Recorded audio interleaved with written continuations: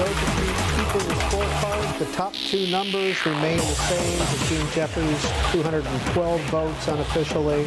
Kevin McCarthy, 200. Remember that Ken Buck, who is a supporter of Kevin McCarthy, had to leave for a medical appointment.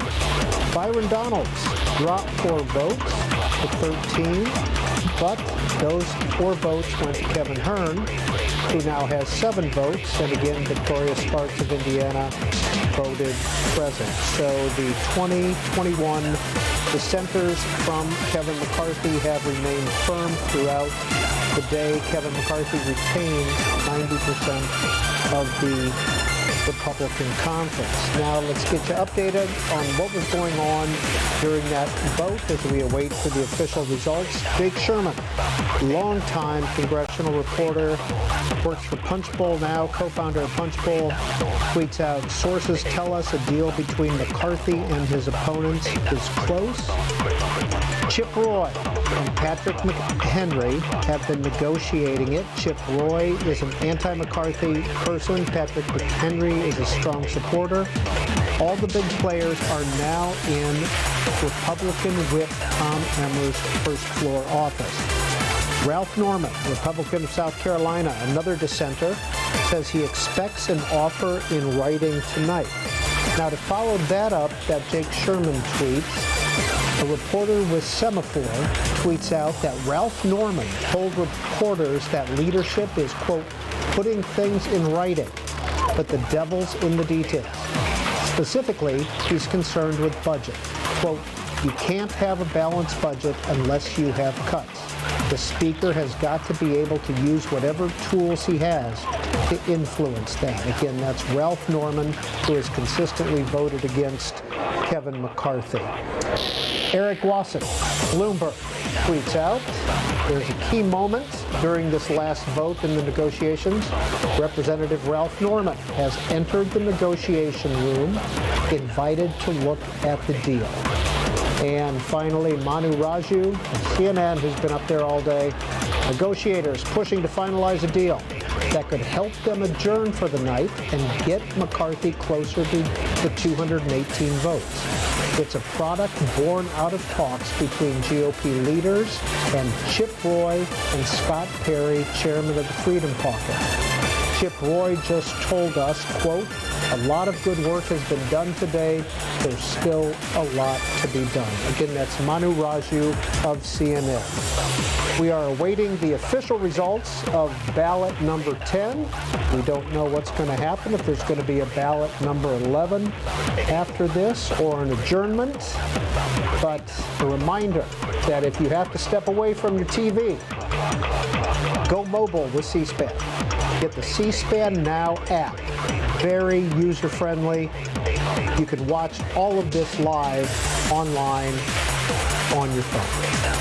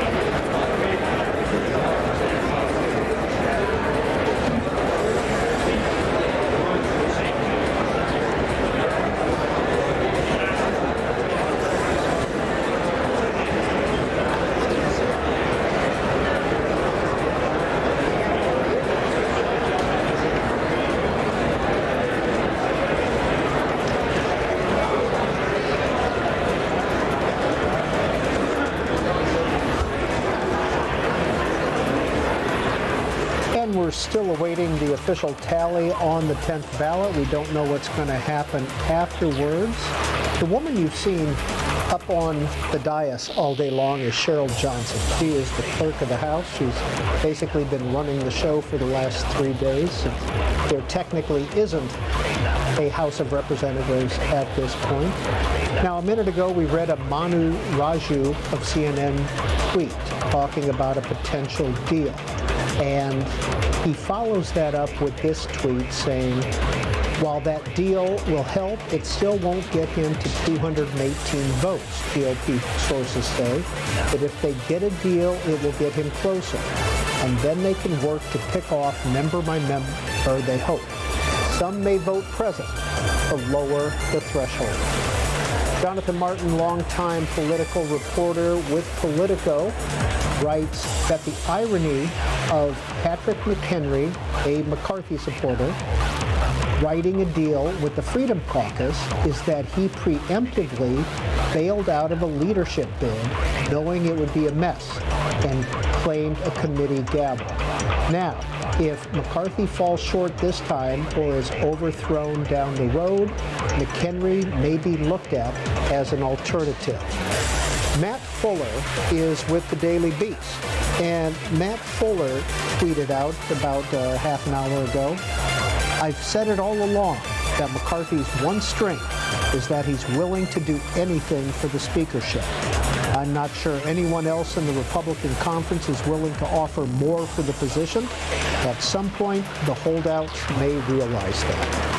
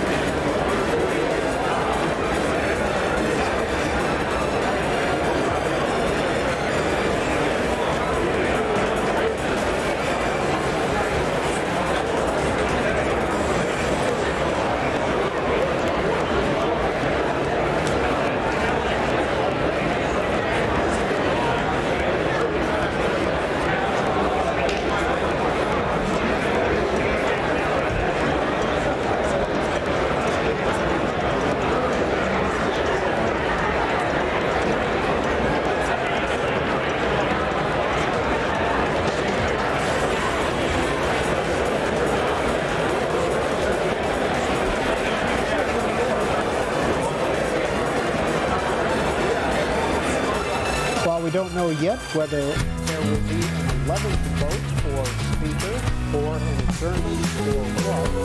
Again, flattery, but Morgan, he said, that a source close to McCarthy has confirmed the deal is on the table. It will not be enough to take him over the line. Sources predict could bring him 10 to 12 holdouts. Over the past 6 months, we have been investigating as well as exposing the truth behind all of these food processing plants that have been catching on fire and burning to the ground, the Dutch farmers in the Netherlands protesting against their government, how the people in Sri Lanka nearly starved to death because of a ban on synthetic fertilizers, the push towards having people eat food made out of bugs, and of course, how the price of food on our supermarket store shelves have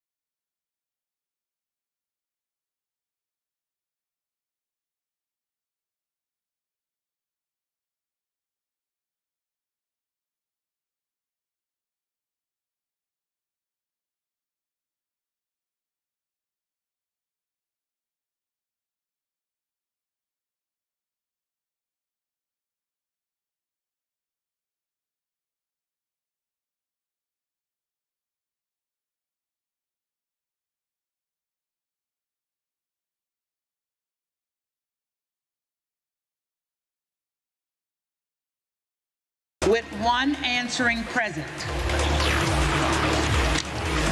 No member-elect having received a majority of the votes cast, a speaker has not been elected. For what purpose does the gentleman from Arkansas rise?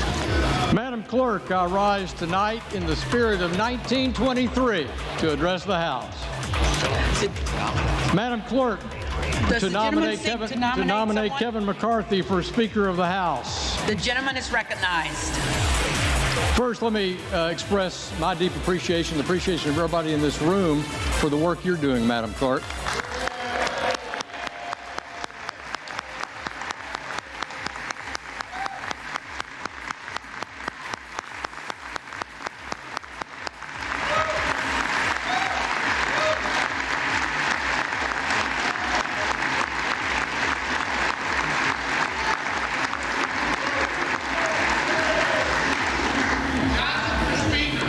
clerk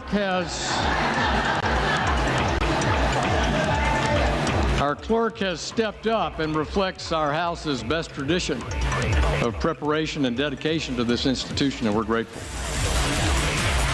From the first Speaker of the House, the Honorable Frederick Muhlenberg, to the one that will be elected next, Kevin McCarthy. The role of Speaker of the House is one of the most beloved in American history. The Speaker's mission is to carry out the principled goals and objectives of his or her party, while at the same time protecting this institution and the traditions of the People's House, all the while remaining faithful to that imperative in our preamble of the Constitution to promote the general welfare. It's a difficult job.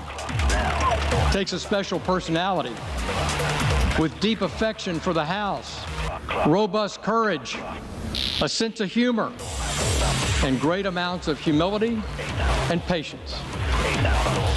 I've watched Kevin McCarthy for longer than my 8 years serving in this chamber. And I can say without hesitation that Kevin has brought these foundational traits of leadership to bear for good of this institution and for the good of the American people.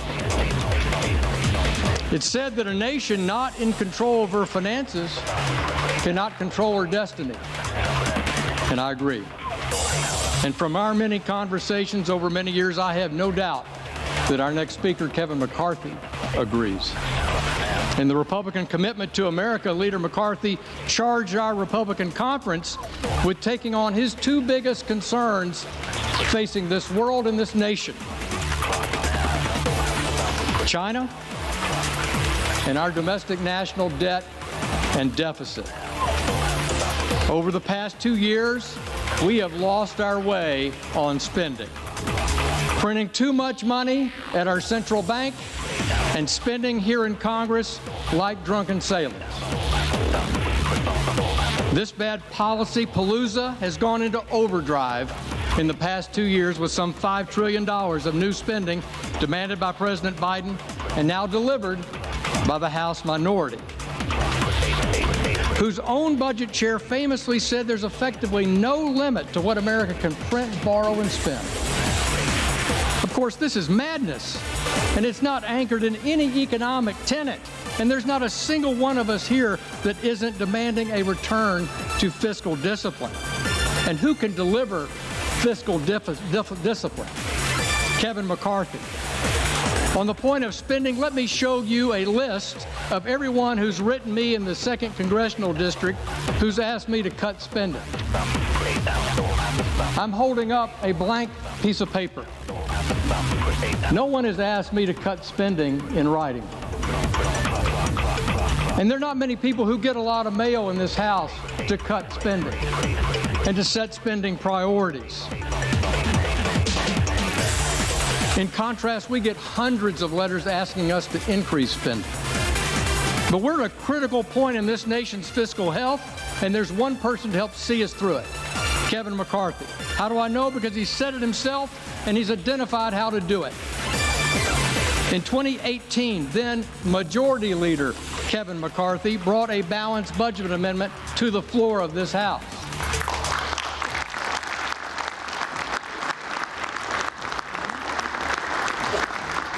Mr. McCarthy said, by our actions, we've shown Washington's spending problem can't be boiled down to a lack of will. It's a problem of structure and process, and everyone knows the process of government funding in Washington is broken.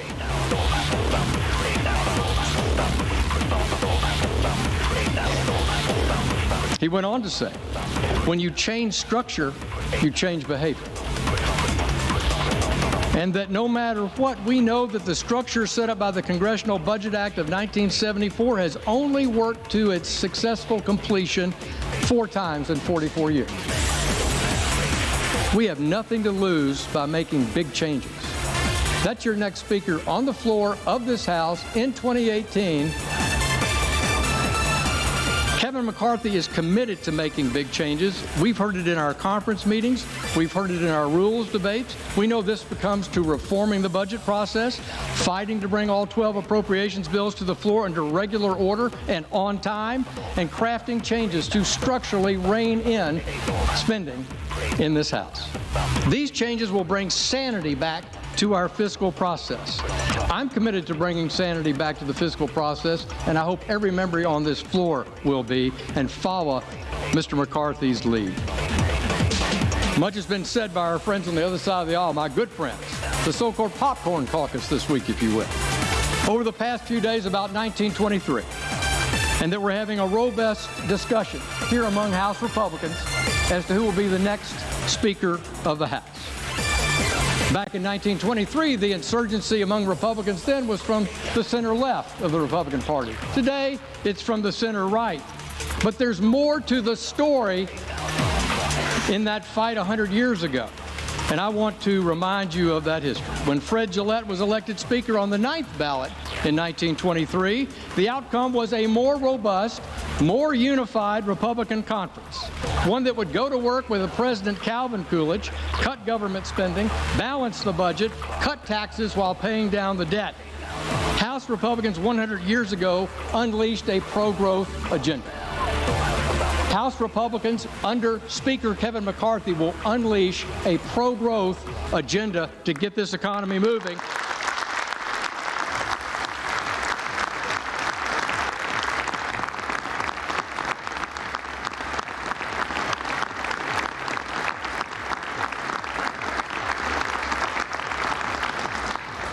That pro-growth agenda benefited families in the 20s. The McCarthy pro-growth agenda will benefit families across this country today. A century later, under the next Speaker, Kevin McCarthy, mark my words, this party will come together to unleash American energy, make the Trump tax cuts permanent, rein in runaway government spending, and fight for a balanced budget. So I stand before you today with unqualified support to nominate my friend, the next Speaker of the House, Kevin McCarthy.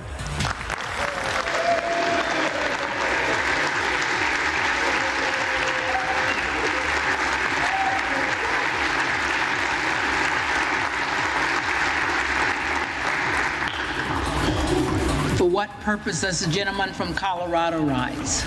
Madam Clerk, I rise to nominate Hakeem Jeffries for Speaker of the House. The gentleman is recognized.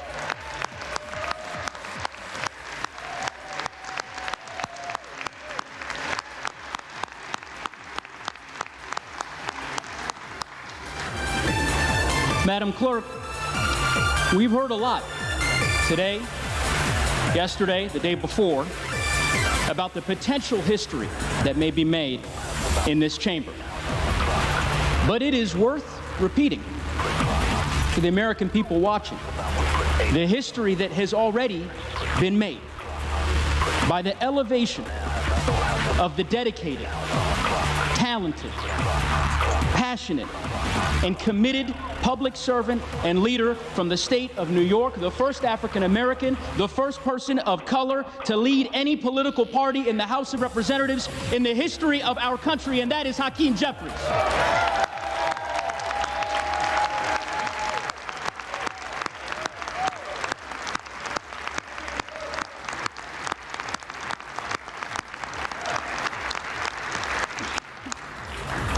Madam Clerk, it is with great pride that I rise to nominate the gentleman from New York, the man who has been the lead vote getter 10 times and counting, to be the Speaker of the House.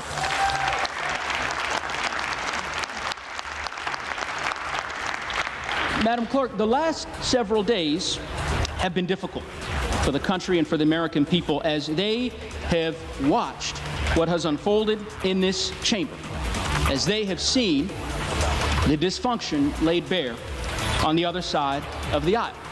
And I suspect that some Americans watching will recall the dysfunction of years past. My colleague on the other side of the aisle talked about history, Woodrow Wilson, Calvin Coolidge, and the like. I'd like to take folks through more recent history, because I can tell you that as a member from the great state of Colorado, this is not their first rodeo as far as dysfunction is concerned. 4 years ago today, I was sworn in with my colleagues from the class of 2018 during what became the most difficult and the longest government shutdown in the history of our country. Why? Because of the dysfunction and the chaos on the other side of the aisle. The country then did what it has so often done.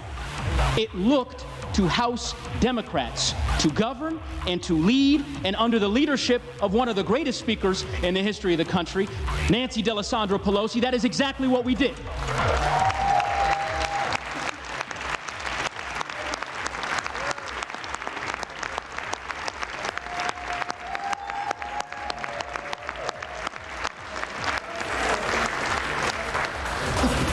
If we want to talk about history, let's talk about recent history. 2 years ago, tomorrow, I stood here with so many of you in this chamber as our democracy was attacked, as our colleagues on the other side of the aisle tried to overturn an election. And the country, yet again, did what it has done before. It looked to House Democrats to lead and to govern. And that is exactly what we did when we certified the election and we safeguarded the transfer of power.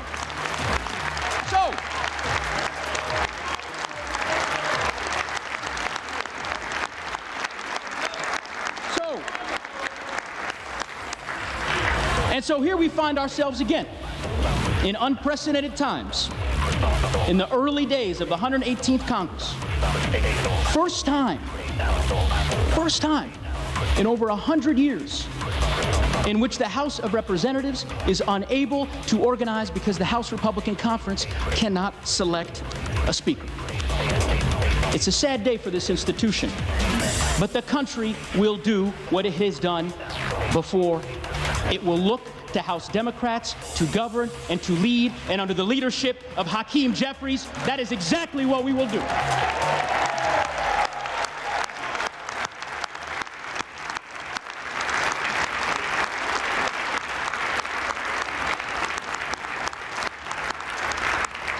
Now, you have heard from so many over the course of the last 3 days about the wisdom, the leadership, and the talents of this extraordinary leader from Brooklyn. But let me tell you why I believe that he is the person for this moment. Centuries ago, our nation's second president, John Adams, laid bare his fear that members of this body would gain influence by, quote, meanness, not greatness, by noise and not sense, by ignorance and not learning. Hakeem Jeffries' leadership is rooted in greatness and not meanness. It is rooted in learning and not ignorance. His approach is rooted in common sense and not the empty and jaded cynicism and noise that we see so often in our political sphere.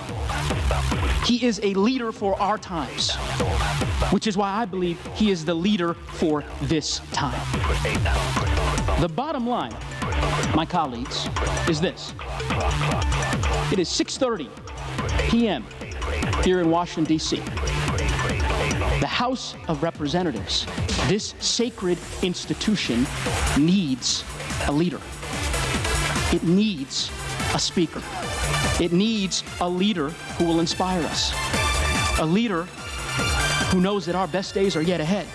A leader committed to our communities and our Constitution and our country. And I am here to tell you that leader is Hakeem Jeffries of the great state of New York.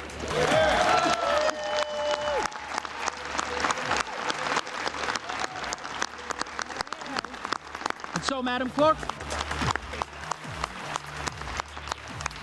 it gives me great honor as the chairman of the House Democratic Communications and Policy Committee to nominate Hakeem Jeffries for Speaker of the House.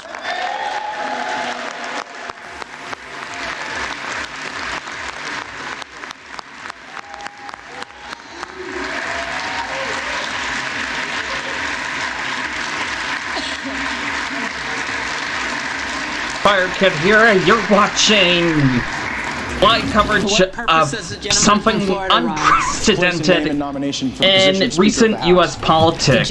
For the 11th time, the House of Representatives has failed to elect a House Speaker to speak for all of these politicians that are all together here. This has not happened since the American Civil War. We'll just listen to a little bit more of this coverage, because this is in the middle of the beginning of the 11th vote, and then I'll explain more of what's going on here. To what we have seen from this administration now. And so I rise to nominate Donald Trump for the position of Speaker of the House. And for all of the vitriol that we hear from the media and at times the left, there were great moments of bipartisanship under the Trump presidency. And the Democrat nominee for Speaker knows that well, because he led valiantly on the efforts for criminal justice reform, and I was honored to join him. And I know no matter who's sitting in that Speaker chair, we got a lot of work to do on that very issue. We took a first step, but there's a second step and a third step to take, and I'm glad that we were able to work with President Trump, with Republicans, and with Democrats to provide real outcomes for Americans, to create greater prosperity and more opportunity. I also care deeply about President Trump's focus on our nation's veterans. It seemed for far too long on the campaign trail, veterans were disregarded, forgotten about. When we would get elected to office, their issues would not always rise and get center stage, but we were able to pass veterans accountability measures. We were able to actually get people fired at the VA who weren't doing their job. What a great thing that would be to extend and continue to nourish. President Trump oriented our views on trade so that we actually put the American people first, not foreign interests abroad or special interests here at home. President Trump knew that we had to confront China, that China had already engaged in a trade war against us, but it was a war that we were surrendering, and so we started to fight back.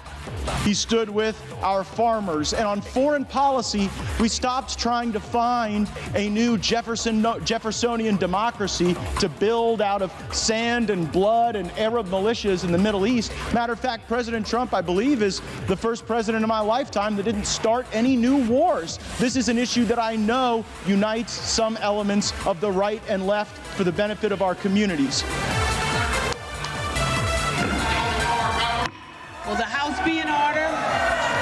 This government for far too long has been deeply corrupt. This town has been deeply corrupt. The way people get leadership positions and chairmanships and opportunities to be able to morally preen has been by accepting lobbyist and special interest money and redistributing that money as currency for favors. And that is not a criticism of either political party. It is a criticism of what we have allowed to happen in this place. And if we just go next man up on our side of the aisle, we will reify that corrupt system and we will abandon the people who are expecting us to fight for them. I have heard from my colleagues about all the important work we have to do, and it is my sincere fear that if we were to allow Mr. McCarthy to assume the speakership, that would not get done. That it would be business as usual, and the very same things that have paralyzed progress for both parties would continue to shackle us to never-ending failure.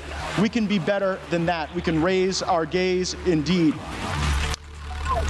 We also raise our gaze. Have to restore to the Speaker's office an actual person that ought to be in the Speaker's office, not the squatter just the who's currently there. The puck calling the kettle black, back and forth, back and forth, back and forth. What the basis is to allow somebody to occupy the Speaker's office who comes in second place 10 straight times.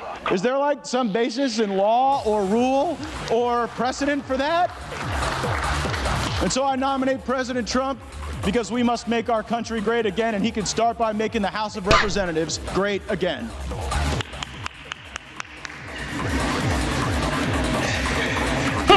One person clapped. For what purpose does the gentleman from Virginia rise?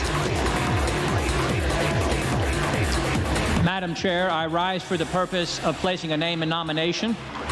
The gentleman is recognized. Thank you, Madam Chair. What a privilege we all are enjoying tonight. We are all enjoying as elected members of this great body. The People's House, as it has been said.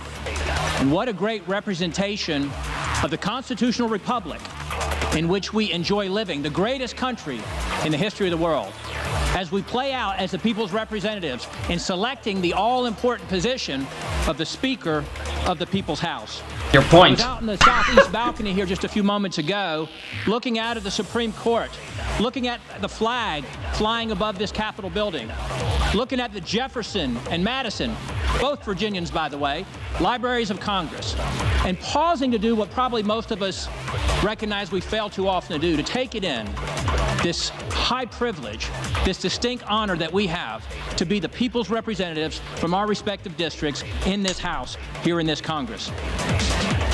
This is the greatest nation in the history of the world. With all of our imperfections and all of our imperfections as people and as a nation, no nation in the history of the world has freed more people, has rescued more people, has ministered to more people, has evangelized more people than the United States of America. And that would be a good time to respond with some applause. There's a reason why people from all over the world are trying to get into this country. Many of them illegally due to the policies of the current administration.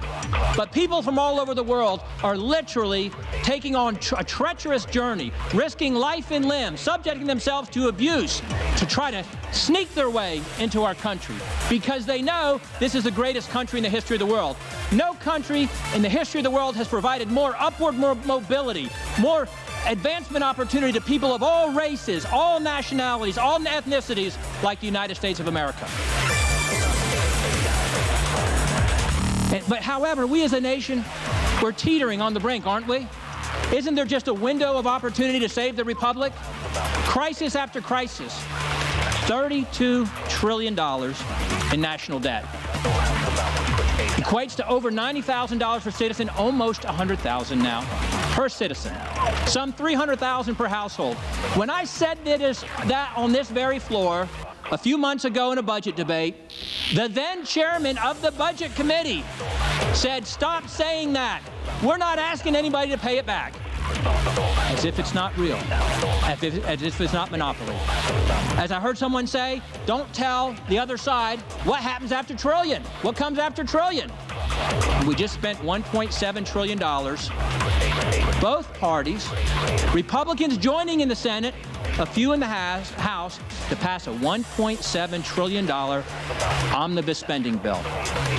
Sadly and unfortunately, part of the reason why I stand here today, the kind of bill that has been supported by our former minority leader every time it's come up in the House, no matter who is in control in the 12 years that he has been in leadership, contributing to the $32 trillion in national debt. Yes, the other side is better at raising the debt than we are, but we have been participants. We're in crisis. We're in crisis with 5 million illegals having invaded the border in the last 2 years. When is it too much?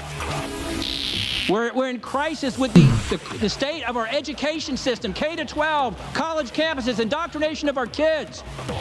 We're in crisis with the weakening of our military with these NDAA bills. We're in crisis with trampling on our most basic and essential freedoms over the last 2 years in ways we couldn't have imagined pre-2020. Whether we can assemble, whether we can worship, whether we can earn a living, whether we can travel, what we have to put on our face, whether or not what we have to take into our body, whether or not we have to disclose what we've taken in. Trampled in ways we couldn't have imagined just a few years ago. As soon as the nominations are finished, I'll explain what's going on here. The greatest reflection of where the people in the country are is the House of Representatives. And the people spoke back on November 8th and gave the majority by some 3 or 4 million votes to the Republican Party. It's not the White House, it's not the Senate, it's the People's House that reflects where the American people are, and they've trusted us on this side of the aisle with the leadership of this House. And we have a window of opportunity to validate that trust, to do whatever we can to save the Republic, to earn them giving us the Senate and the White House in this House back in 2024. We have got to have a leader who not only has true conservative convictions that reflect the majority of Republicans who sent us here, but yet a courageous leader. It doesn't matter what you believe, by the way, unless you're willing to take risks to yourself personally to fight for it. We need a leader who is proven to do that very thing. We have an opportunity to make history. We will live with the decision on this side of the aisle for the next 2 years. We will answer for how we voted. And I know how people in your respective districts, like mine, Madam Chair, all the respective districts, how they're telling you to vote. They've been telling me how to vote for 3 years, to vote for transformational change in our leadership of this Republican Party. They've told me not to vote for the status quo, not to vote for the next in line establishment creature of the swamp cartel, but to vote for transformational change. And they're watching us. They're wondering if we'll hang in there, or will we cave, or will we give in, or will we let them down one more time? And I say we're not going to do that. They're looking to us. You look and see what a great job a recent businessman did in the White House. Did things no one else has ever done in the White House. Did things that no one else has ever done to try to change the country. Showed courage and common sense and judgment that we've not seen before. We need a businessman as the Speaker of the House. We need a businessman like Kevin Hern as Speaker of the House. We need a businessman like Kevin Hern, who has led the Republican Study Committee's budget task force that I've served on for 2 years and put forth the only balanced budget that I've seen, heck, the only budget that I've seen in the 2 years that I've been here, who fought alongside us to say, why don't we adopt the Republican Study Committee's budget for the Republican Party? And we didn't get agreement to do that. We need someone who will do that. And we need someone who's the head of the largest caucus in the Republican conference, someone like Kevin Hern. So it's my privilege to put an official nomination, Kevin Hern, for Speaker of the House. Thank you, and I yield back. Finally, just say so in the first place. The reading clerk will call the roll.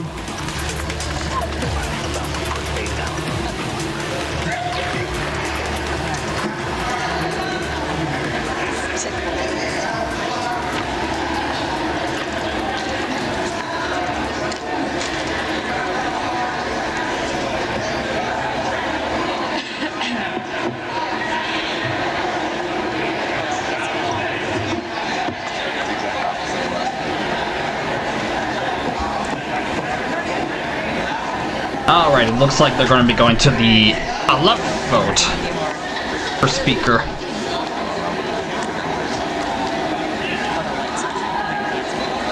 And while that is going on, let me explain what has been going on over the past few days. It's something that nobody has ever seen since the Civil War in the House of Representatives, which is a pretty scary comparison on where politics is around these days. So, here's what has been going on. Stalemate grinds on as McCarthy fails on the 10th ballot to be U.S. Speaker. Holdouts continue to refuse to give fellow Republican the votes that he needs. And at the bottom right of your screen, those are the live counts there. McCarthy, Jeffries, Hern, and Trump. For third day divided, Republicans left the Speaker's chair of the U.S. House empty Thursday, as party leader Kevin McCarthy failed again to win enough votes to seize the chamber's gavel. Pressure was building as McCarthy lost a 10th round of voting in the fight to choose a Speaker in a disputed election. But with his supporters and foes seemingly at a stalemate, feelings of both boredom and desperation seemed increasingly evident with no end in sight. One McCarthy critic, Representative Matt Gaetz of Florida, even cast his votes 2 rounds for Donald Trump, a symbolic but pointed sign of the broader divisions over the Republican Party's future. It's not happening, said Representative Lauren Boebert of Colorado, who nominated a new alternative, Kevin Hern of Oklahoma, and urged colleagues to consider a future without McCarthy, saying, "We need a leader who is not of the broken system." McCarthy could be seen talking one-on-one in whispered conversations in the House chamber, and he met privately earlier with colleagues determined to persuade Republican holdouts to end the paralyzing debate that has blighted the new Republican majority.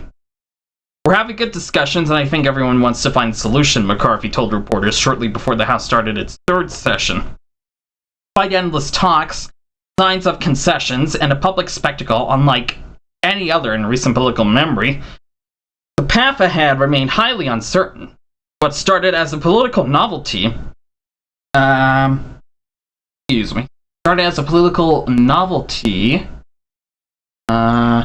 first time since 1923, a nominee had not won the gavel on the first vote, has devolved into a bitter Republican Party feud and deepening potential crisis.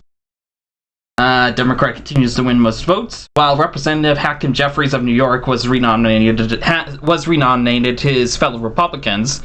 He has won the most votes on every ballot, but has also remained short of a majority. McCarthy ran second, gaining no ground. Republican Party holdouts repeatedly put forward the name of Representative Byron Donalds of Florida, and later added Hearn, assuring the stalemate that increasingly carried undercurrents of race and politics would continue. Donalds, who is black, is seen as an emerging party leader and Republican counterpoint to the Democratic leader Jeffries, who is the first black leader of a major political party in the U.S. Congress, and on track himself to become Speaker someday. Another black Republican newly elected, John James, nominated McCarthy on the 7th ballot as nominators became a roll call of the Republicans' rising stars. Ryan Mast of Florida, a veteran, appeared to wipe away a tear as he nominated McCarthy on the 8th, and insisted the California Republican was not like past Republican speakers who are derided by conservatives. For the 9th ballot, a member of the Conservative Freedom Caucus, Troy Nehls of Texas, made the nomination. For the 10th, it was newly elected Juan Cisimoni of Arizona, an immigrant from Mexico whose speech drew chants of USA, USA. McCarthy is undergoing pressure from restless Republicans and Democrats to find the votes he needs or step aside so the House can open fully and get on with the business of governing. The incoming Republican chair of the House Foreign Affairs, Armed Services, and Intelligence Committees all said national security was at risk. The Biden administration is going unchecked, and there is no oversight of the White House, Republicans Michael McCaul, Mike Rogers, and Mike Turner wrote in a joint statement. We cannot let personal politics place the safety and security of the United States at risk. And that's a picture of the Speaker of the House sitting empty. But McCarthy's right flank detractors appear intent on waiting him out as long as it takes. Representative Scott Perry, the leader of the Freedom Caucus, asserted that McCarthy cannot be trusted, and tweeted his displeasure that negotiations over rules changes and other concessions were being made public. A deal is not done, Perry wrote on Twitter. When confidences are betrayed and leaks are directed, it's even more difficult to trust. Sorry, I don't know why I'm yawning. The House resumed at noon on Thursday ahead of what it looked like to be a long day. The new Republican majority House was not expected to be in session on Friday, which is the anniversary of the January 6, 2021 attack on the Capitol.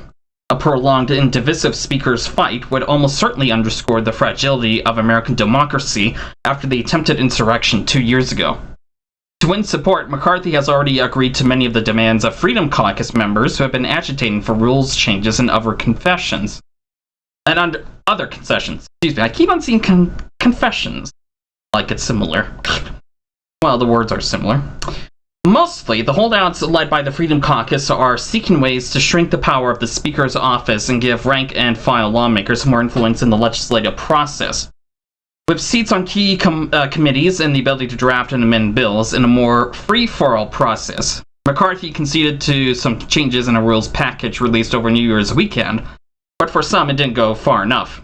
Those opposing McCarthy do not all have the same complaints, and he may never be able to win over some of them. A small core group of Republicans appear unwilling to ever vote for McCarthy. I'm ready to vote all night, all week, all month, and never for that person, said Gates. Not since 1923 has Speaker's election gone to multiple ballots. The longest fight for the gavel started in late 1855 and dragged on for 2 months with 133 ballots during debates over slavery in the run-up to the Civil War. It's unbelievable. It's brazen. And it's like the government is just not functioning in the states because that's where bills go through and whatever. No new rules or whatnot. The government is just not working.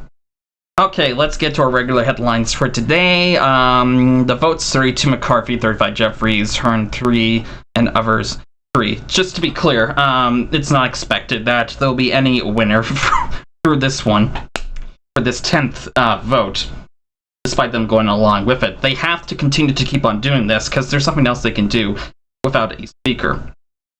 Alright, so here are the rest of today's headlines. First up, AP News Minute. This is AP News Minute. The Speaker's chair in the U.S. House sat empty for a third day as a stalemate continues among Republicans. Florida Congressman Matt Gaetz voted Thursday for Donald Trump as Speaker over Republican House Leader Kevin McCarthy. President Joe Biden says the U.S. will begin turning away Cubans, Haitians, and Nicaraguans who cross the border from Mexico illegally. The new rule expands on an existing effort to stop Venezuelans attempting to enter the U.S. Authorities say the DNA of a man accused of killing 4 University of Idaho students was found on a knife sheath recovered from the crime scene. Brian Kohberger appeared in court Thursday to be arraigned on 4 counts of first-degree murder and felony burglary. The Milwaukee County Zoo is introducing a new baby Gentoo penguin to the world. The penguin hatched December 21st. It doesn't have a name, and zookeepers can't yet tell if it is a boy or a girl. Chris Havlick, Associated Press, with AP News Minute. Alright, up next, in depth, this is coverage earlier about U.S. House rejecting McCarthy a 6th time. This from Reuters. The U.S. House of Representatives rejected Republican Kevin McCarthy's bid a 6th time for House Speaker Wednesday, leaving the chamber mired in a chaotic leadership battle. They want us to fight each other. That much has been made clear by the popcorn and blankets and alcohol that is coming over there. Despite a call from former President Donald Trump on Wednesday urging Republicans to back McCarthy, roughly 20 holdouts on the party's right flank, including Colorado Representative Lauren Boebert, refused to back a candidate they deemed unreliable. Even having my favorite president call us and tell us we need to knock this off, I think it actually needs to be reversed. The president needs to tell Kevin McCarthy that, sir, you do not have the votes and it's time to withdraw. McCarthy, the top House Republican since 2019, secured only 201 of the 218 votes needed, while 20 Republicans voted for Florida Representative Byron Donalds. All 212 of the chamber's Democrats voted for their leader, Hakeem Jeffries. The last time the House failed to elect a speaker on the first ballot was a century ago in 1923. No member-elect having received a majority of the whole number of votes cast, a speaker has not been elected. After the 6th vote in 2 days failed to produce a speaker, lawmakers voted to recess until later in the evening while they seek a solution behind closed doors. Alright, up next, BBC World News headline.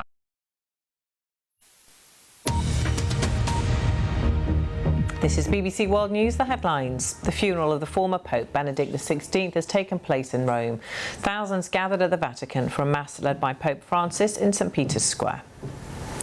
A leaked copy of Prince Harry's autobiography says he accused his brother Prince William of physically attacking him. The Guardian newspaper says that the book describes arguments between the princes over Harry's wife Meghan. In the United States, the government deadlock continues into its 3rd day. Republicans in the House of Representatives again failed to elect a speaker. There'll be another round of voting again in a few hours' time. And one of the winners of last year's Nobel Peace Prize has gone on trial in Belarus. Alex Bialyatsky founded the human rights group Vyasna and took part in the 2020 anti-government protests. He is accused of a gross violation of public order.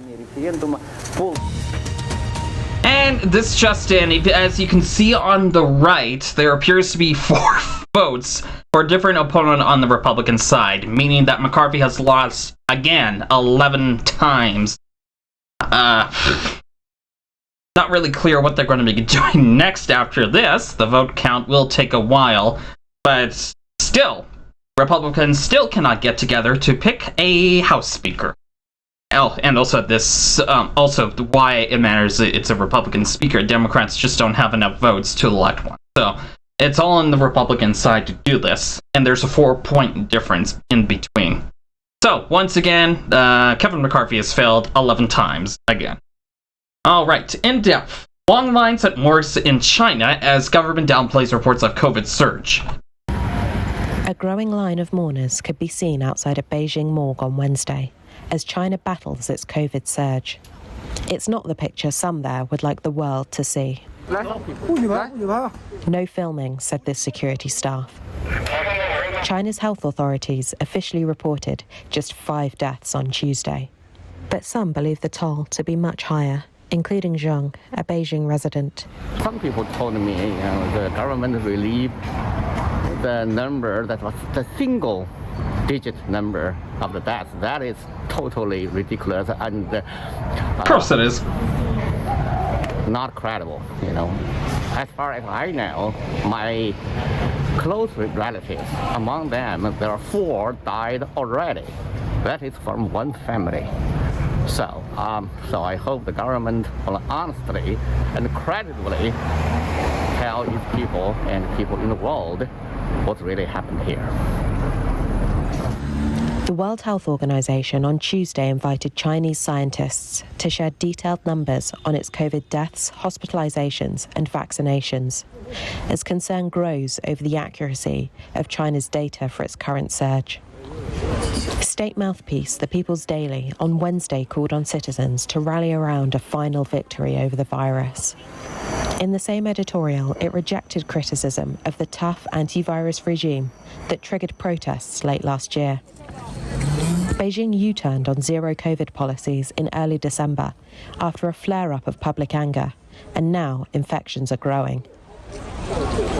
Fearful of new variants emerging, countries are slapping tougher controls on inbound Chinese travellers, which Beijing criticises as unreasonable and lacking scientific basis. Japan will require a negative test result before departure for all Chinese visitors from Wednesday, following similar moves from the United States, Britain and South Korea. South Korea, which began testing travellers from China for COVID on Monday, said more than a fifth of the test results were positive. A Chinese Foreign Ministry spokeswoman denounced the testing as discriminatory practices, adding that countries should not use the surge as an opportunity to engage in political manipulation. But despite restrictions, state media reports interest in outbound travel is cranking up. At least 5 million Chinese are expected to arrive in Thailand this year, a third of its pre-pandemic annual total, while bookings for international flights from China have risen yearly by 145%. Though passenger travel is still a fraction of pre-COVID levels, the Chinese government says it will increase flights and make it easier for residents to travel abroad. And it looks like this headline just in from C-SPAN. They are saying that Representative McCarthy does not have the votes, and 12th speaker vote is possible tonight. Okay, well, good luck to them, I guess. Up next, in-depth 2020... in weather news, 2022 sets record as UK's warmest year ever. 22 was the warmest year on record for the United Kingdom, after a summer marked by the country's highest recorded temperature, according to provisional figures reported by Britain's National Weather Service.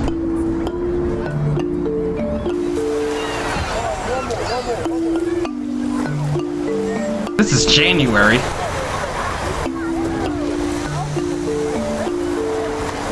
The Met Office says all 4 seasons in Britain in 2022. Oh, excuse me, I thought I was talking about this one for a month. I'm sorry. This is probably in the summer. We're in the top 10 warmest records since records began in 1884. The country recorded its hottest day to date in July, with temperatures exceeding 40 degrees Celsius, 104 degrees Fahrenheit, and a drought declared in parts of England for the first time since 2018. Met Office says the only way to stabilize the climate is to achieve net carbon emissions. Yeah, our society is just going to go up into crisis. I feel like it's over, but whatever. Children with pneumonia, in health news, children with pneumonia filled Kabul hospital ward. Cold Kabul, Mariam tries to keep her bundled up baby son warm. 10-month-old Rahmat has been discharged from hospital for the third time for suspected pneumonia. His parents spend what they can from their shrinking income on heating the room he sleeps in, which his mother Mariam says drops below freezing at night. This is the beginning of the winter season. My room is so cold that my child gets sick a lot. I'm worried about how to get through the winter. Even the doctors told me to keep my child warm at home. They are among many families in Afghanistan unable to afford adequate heating as an economic crisis grips the country. In the hospital's pneumonia ward, babies lie 2 to 3 to a bed, watched over by worried parents and a handful of overstretched medical staff. Doctors and aid workers say thousands of children are being admitted with pneumonia and other respiratory diseases caused by the cold and malnutrition. Mohammed Arif Hassanzai, head of internal medicine. There are causes of pneumonia throughout the year, and unfortunately, the cold weather increases the chance of contracting this disease, and the polluted air is another cause. The children of those who are in poor economic situations and cannot heat their homes properly, cannot provide warm clothes or vaccinate their children, are more likely to get this disease. The crisis is likely to get worse, aid workers say. The ruling Taliban has banned female NGO workers, leading more than 180 international organisations to suspend operations in the crucial winter months. They say they can't operate in the conservative country without female staff to reach out to women and children. Sad state. The Taliban is absolutely fucking backwards, soulless. In business news, Bed Bath & Beyond considering bankruptcy. Shares sink. Shares of Bed Bath & Beyond dropped more than 20% in early Thursday trading after the U.S. home goods retailer said it was considering filing for bankruptcy. That was disclosed in a regulatory filing in which Bed Bath & Beyond said it was exploring several options, including restructuring or refinancing debt or selling assets.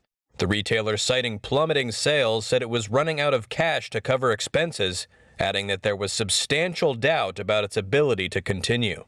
Bed Bath & Beyond said it expects to report a third-quarter loss of more than $385 million after sales plunged 33%. The retailer had pursued a strategy focused on its own private label goods, but management has since reversed course and has sought to bring in national brands.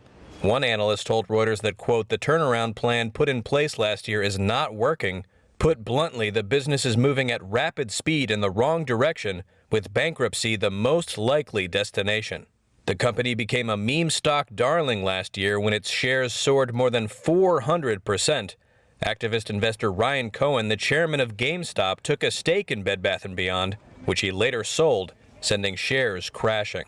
According to filings made with the U.S. Securities and Exchange Commission, the retailer had been asking bondholders to swap out their holdings for new debt to give it more breathing room to turn around the business, but canceled the deal on Thursday after failing to garner serious interest from investors. In sports news, can Swiss ski resorts survive climate change? This normally bustling village in the Swiss Alps has a big problem this winter season. It's green. Unusually mild weather across Europe has deprived the resort village of Lausanne, Switzerland, of its trademark powdery snow. Recent temperatures climbed as high as 70 degrees Fahrenheit. It's indicative of a much larger problem. Switzerland is warming at about twice the global average rate, and with snowless slopes, can resorts survive?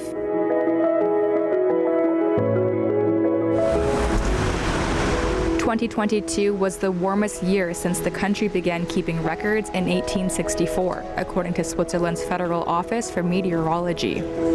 The mountains here have a heat-trapping effect, and that's having a major impact on all of the businesses that built their livelihoods around tourism and the slopes. Armand Cantiani is the director of Teleliaison, which operates cable cars and other facilities.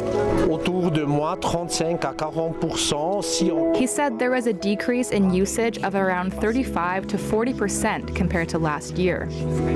Ski resorts across the country and cable car companies also have been struggling, trying to occupy tourists with other forms of leisure.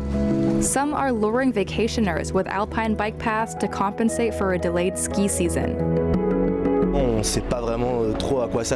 This waiter said he was laid off last week from his restaurant job due to a lack of snow bringing in customers. He's finding short-term gigs to make ends meet until he can find more steady employment. Recent satellite imagery showed ski resorts in Switzerland and also France and Austria with significantly less snow compared to this time last year, as record-high winter temperatures swept across parts of Europe over the new year. It's led to the closure of some of them.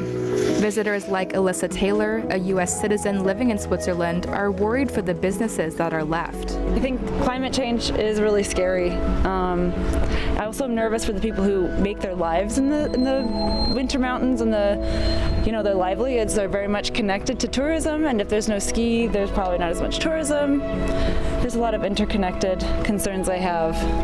Also for my skiing. Scientists have not yet analyzed how climate change has affected the recent high temperatures, but they say this winter's warm weather spell fits into the longer-term trend of rising temperatures due to human-caused climate change. And this is going to continue. Kind of sad for this next century. Okay, up next, Showbiz Minute from the Associated Press. Prince Harry alleges in a much-anticipated new memoir that his brother Prince William physically attacked him during a furious argument.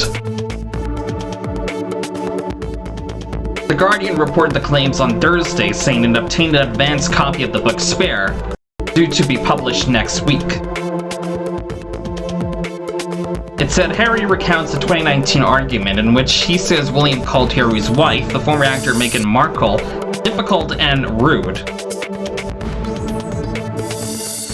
A family member says rapper Theophonus London has been found safe after disappearing for months. His cousin posted on Instagram Wednesday night that the 35-year-old recording artist is safe and well.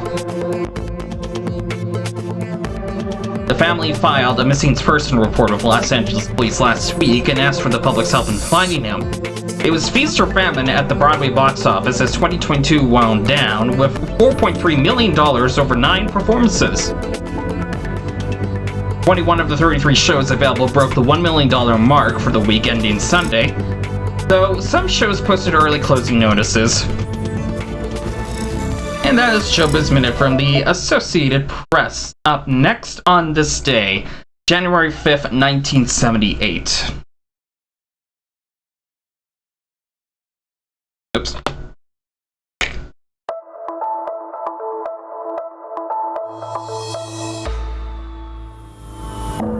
The Sex Pistols kicked off their ill-fated tour of the United States at the Great Southeast Music Hall, Atlanta, Georgia. Rather than performing big cities, they decided to play a short series of dates in rundown venues throughout the South.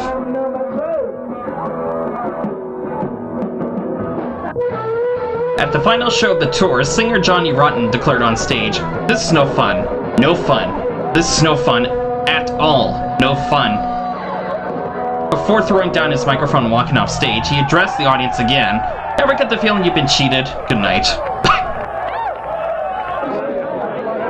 In 2020, Rolling Stone placed the band at number 60 on its 100 Greatest Artists of All Time list. What did you think of the Sex Pistols? I think they're wonderful. They're 1980s, an expression we need. Our first fashion expression for the 80s. What is that? I think they're sickening and disgusting. And last but not least, today in history for January 5th. January 5th, 2000. The U.S. government decides 6-year-old Elian Gonzalez should be returned to his father in Cuba. That move touches off angry protests by Cuban Americans in Miami, home of Elian's U.S. relatives. After a legal battle, the government seizes Elian from those relatives months later, and the boy returns to Cuba. 1925, Nellie T. Ross succeeds her late husband as governor of Wyoming, becoming the first female governor in American history. 1998.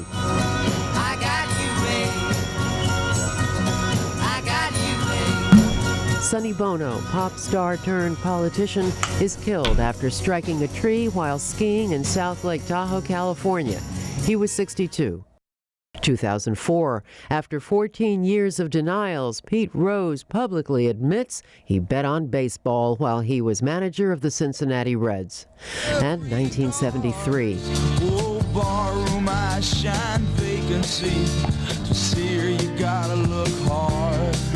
Make way for the boss. Bruce Springsteen releases his debut album, Greetings from Asbury Park, New Jersey.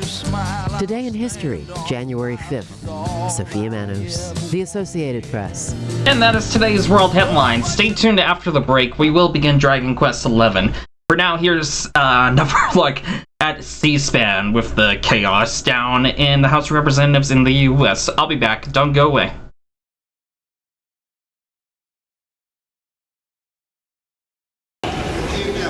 Jeffries.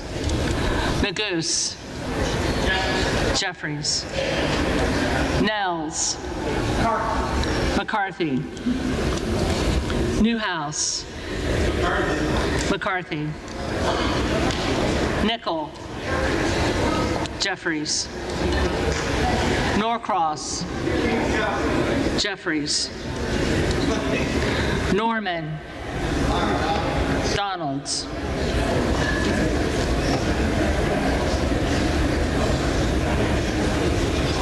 None of Iowa. McCarthy.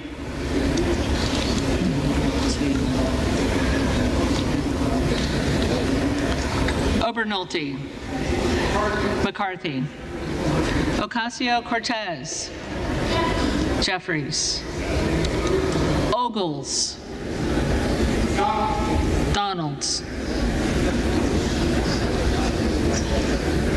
Omar. Jeffries. Owens. McCarthy. Pallone. Jeffries. Palmer. Palmer. McCarthy. Panetta. Jeffries. Pappas. Jeffries. Pasquarel. Jeffries. Payne. Jeffries. Pelosi. Jeffries. Paltola. Jeffries. Pence. McCarthy. Perez. Jeffries. Perry. Donalds. Peters. Jeffries. Pedersen. Jeffries. Pfluger. McCarthy. Phillips. Jeffries. Pingree. Jeffries. Pocan. Jeffries. Porter. Jeffries. Posey. McCarthy. Presley.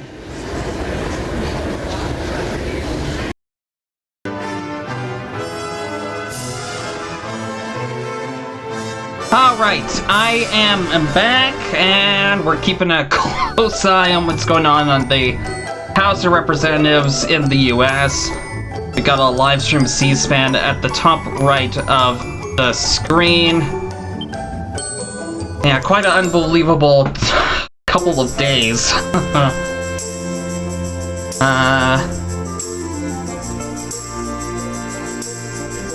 Yeah, so for now, we are grinding.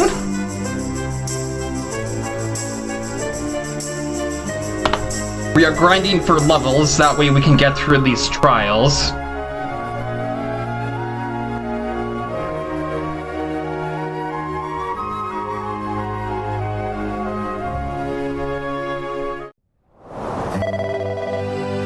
Oh, forgot my costume mods, of course. Rithof Omega 666 _ZGZ. Hey yo Spyro. Hey Omega, how are ya? Welcome to the stream. What are you up to? Still keeping track of what's going on in the House of Representatives. That is insane.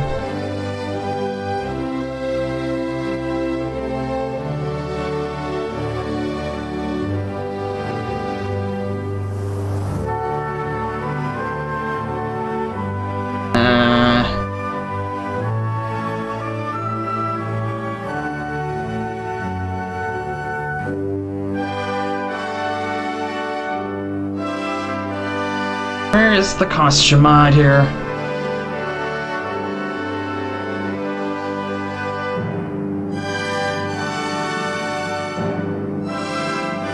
Seems to be loading slowly. Pardon me.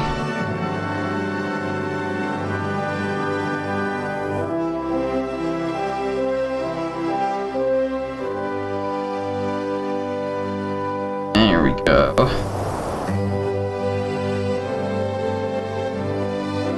Rithof Omega 666 _ZGZ. Be right back. Okay, no worries.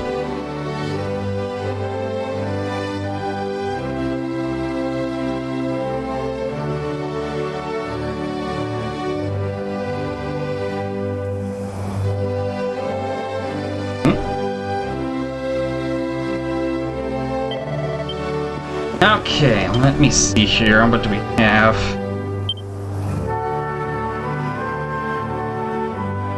Oh, wait a sec.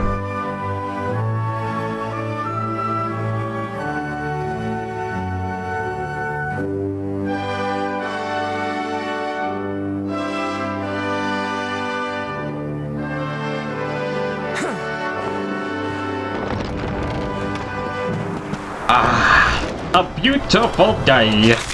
Yay. So, where to go to next? I suppose we're gonna have to go to Dresden's Labyrinth.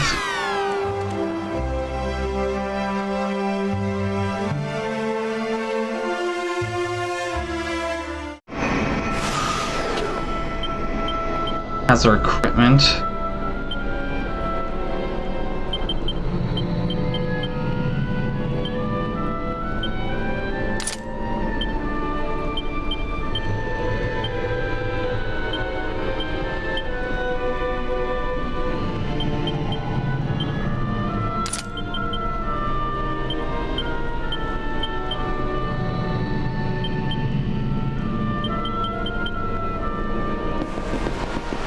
Okay.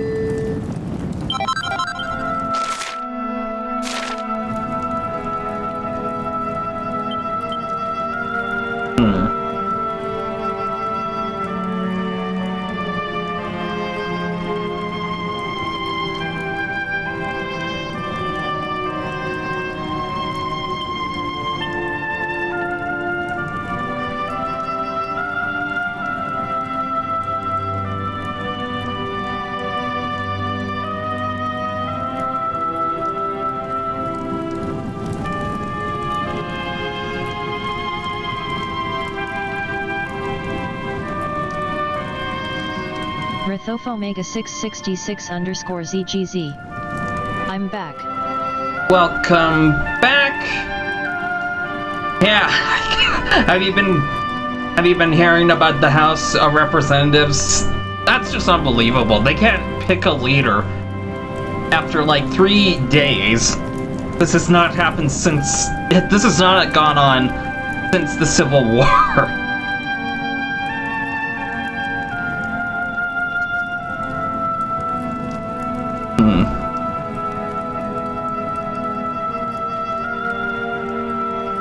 Rithof Omega 666 _ ZGZ. That's Murica for you. Yeah, and government stuff is just essentially paralyzed. They can't do anything until they can get this resolved.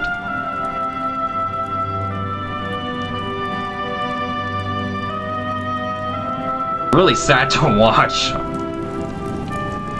Like, I'm pretty sure there's some serious business that needs to be done.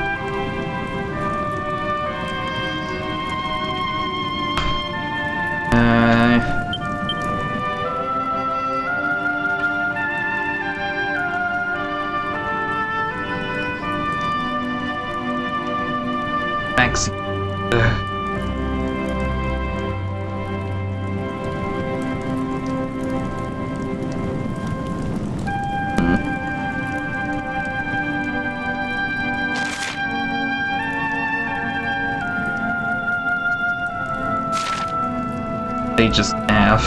Huh. That looks pretty good.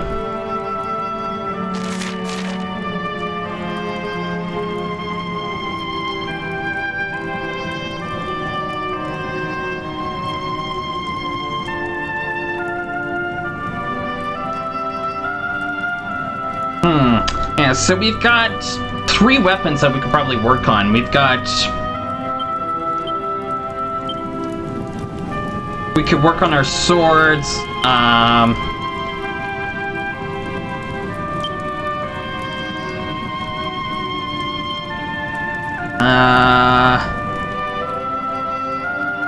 what's this? Got heavy wands, and we've got axes. For claws, we have to precipitate in trials. I don't know if we're good enough for that yet. So should we work on swords, axes, or heavy ones, Omega?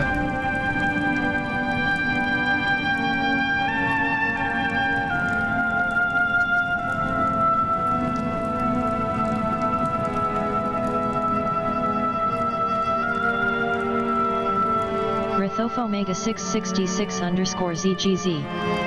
Heavy wands. Okay. Yeah, so we can get this stuff right here. This is supposed to be really good. Because we're using our Sage's axe with this, holy.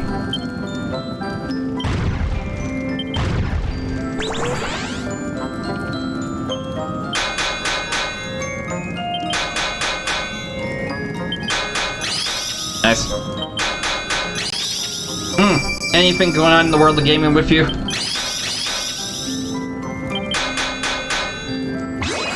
Nice.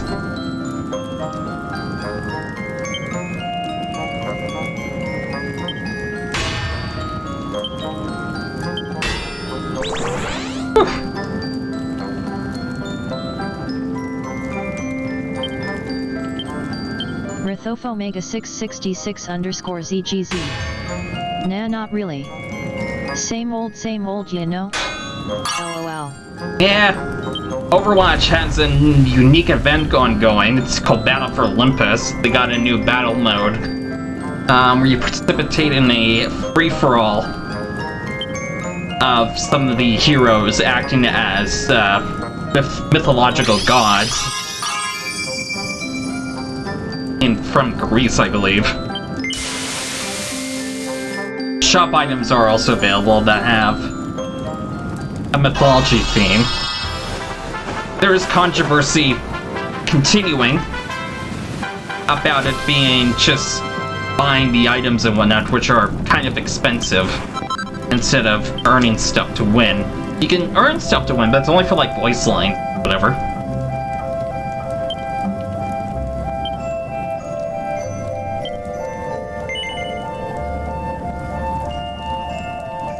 Yeah, we can make a number.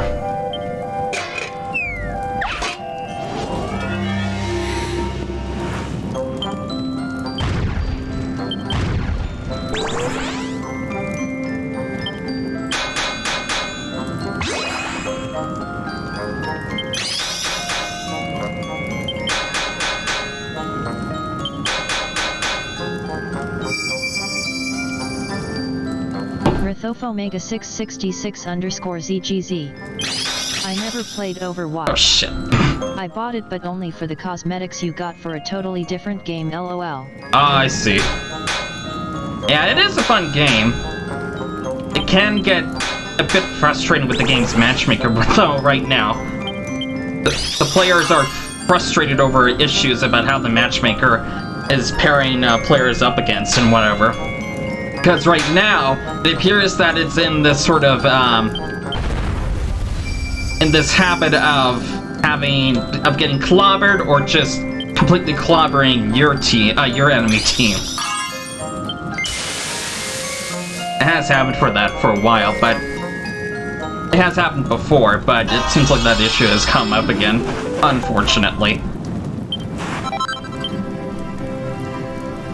Like, the core gameplay itself is really good. There are just issues with it right now.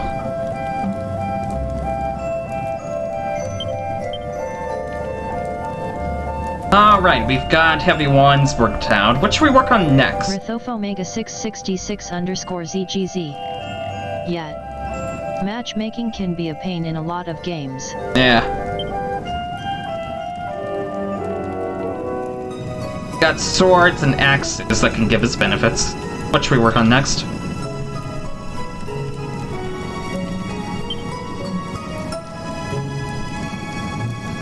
Rithophomega 666 underscore ZGZ.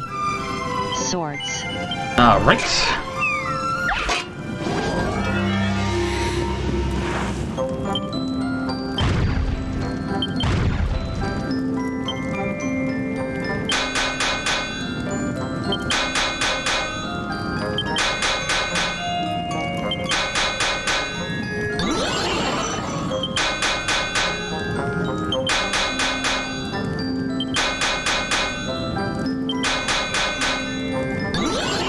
Nice.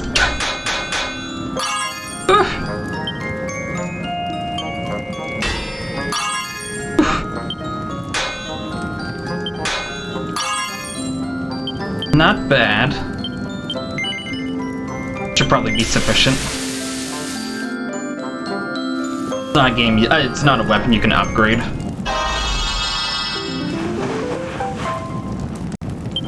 Supernova sword. There we go. Should be fully upgraded. I guess the last that we have are our axes, but don't have enough materials for that, unfortunately. Let's see if we can rework something here.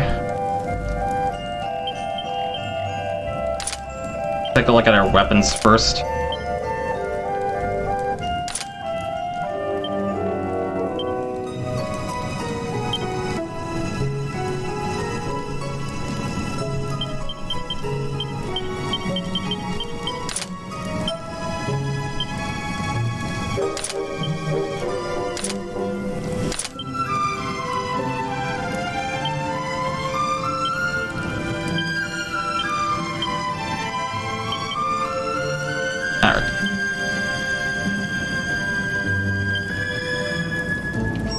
We're gonna fletch us a plus.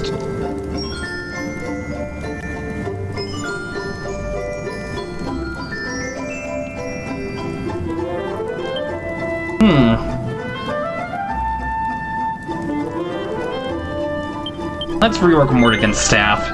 Even though it's a powerful weapon, it looks like it's really easy to rework.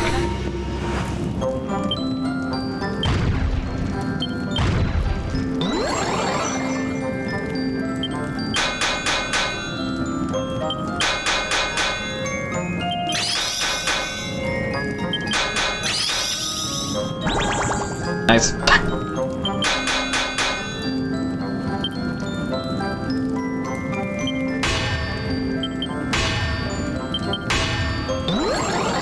Oh my.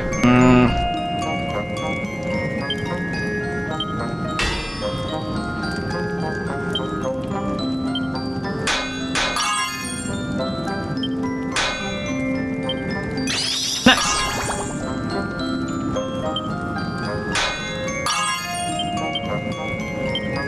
Very well. All right.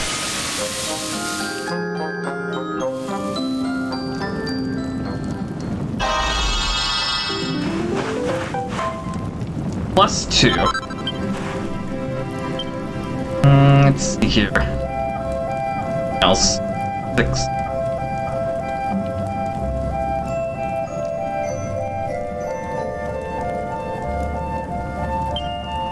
Looks like this improved. Oh, not enough. Alright.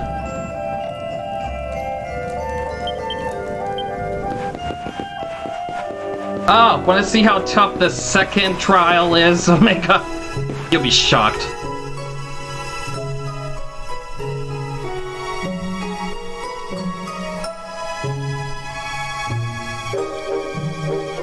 Rithof Omega 666 underscore ZGZ. Sure. Alright. And what NPCs would you like today? Where is the... Oh, here.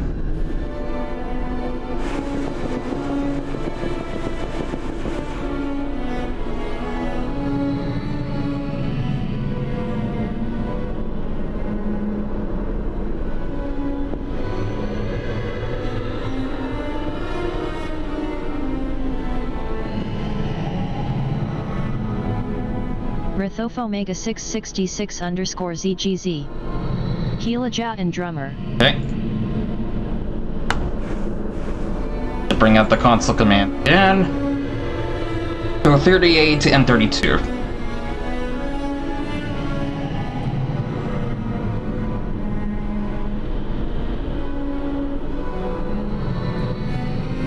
Alright.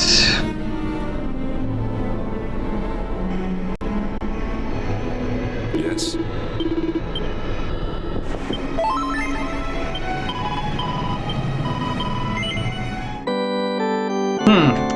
Say, Omega, do you like the white pants or the black pants on Eric? For his skin here? Got the black one, and you got the white stuff.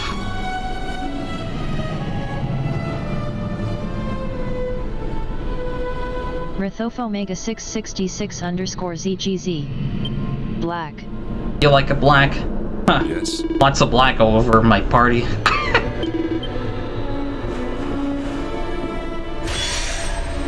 I'm kind of going back and forth between white and black. I feel like there's a bit too much black. Hey. Alright, let's give this a try. Take him now. Oh, shoot.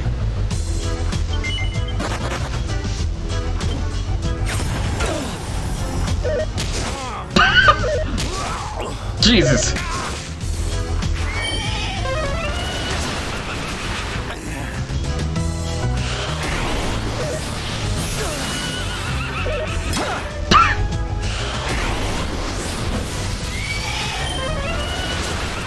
Jesus. Rithof Omega 666 underscore ZGZ. Well then. Yeah, that's how powerful they are, but maybe it'll be different with our NPCs. I don't think it'll be that much different, but... Let's just try it again, because I didn't have my NPC.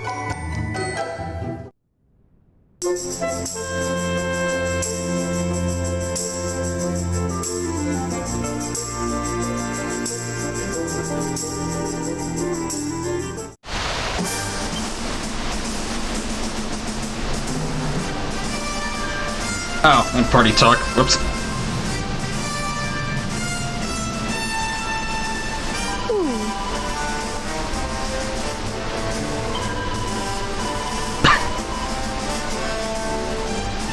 What's up?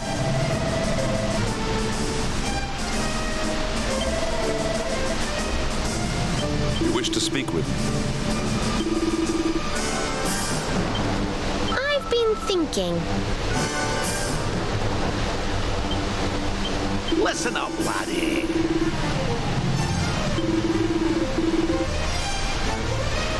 Let's have a nice little chat.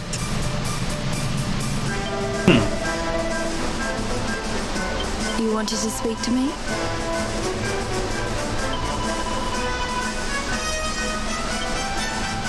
Alright, let's try this again.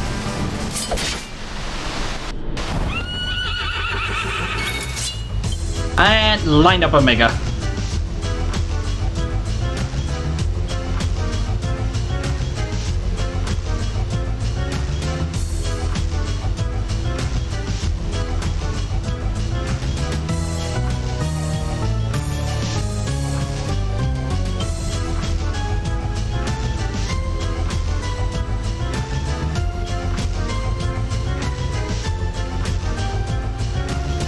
Rithof Omega 666 underscore ZGZ. Jade for MC. Hey, adjusting for tanks. Need some help. Take Cam now. Ow! Ow! We have to do something.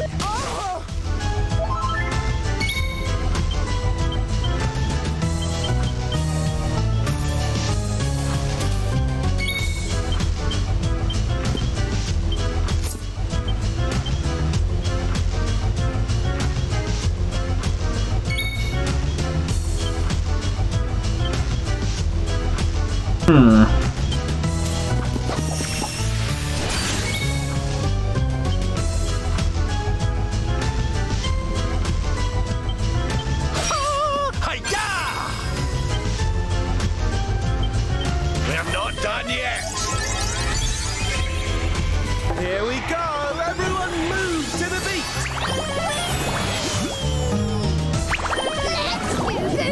Nice.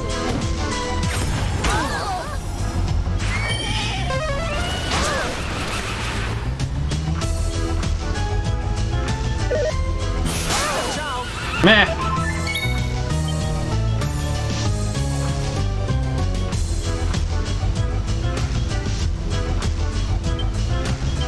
Mountain mover. There we are. All fit.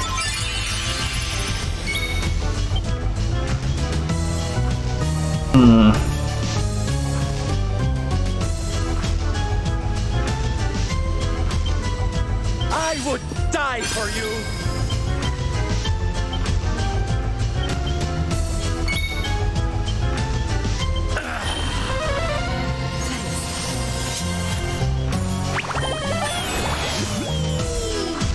Here we go. Everyone move to the beat. Here we go. Everyone move to the beat.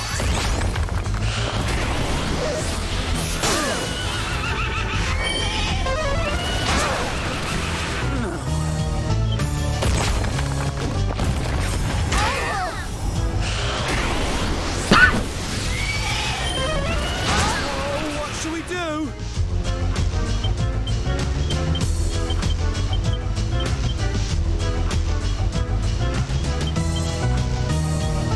Is there anything I can do to help?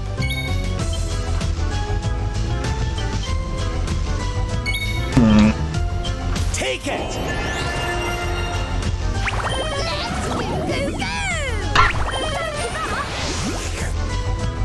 Here we go! Everyone move to the beat! Rithof Omega 666 underscore ZGZ. How are you supposed to combat that damage? LOL. Well, we gotta get our berries up, that's for sure. My turn.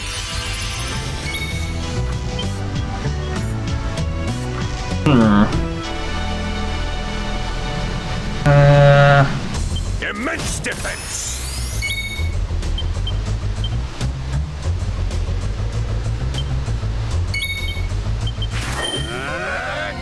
Kazing!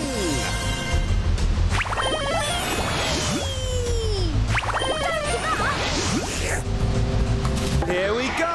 Everyone move to the beat! Here we go! Everyone move to the beat!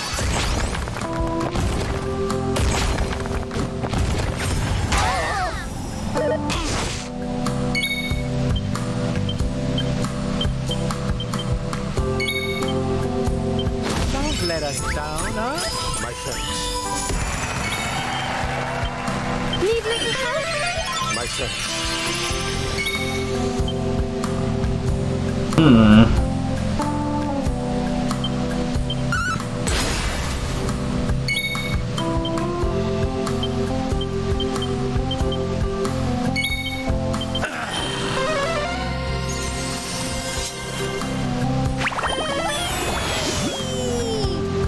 Here we go!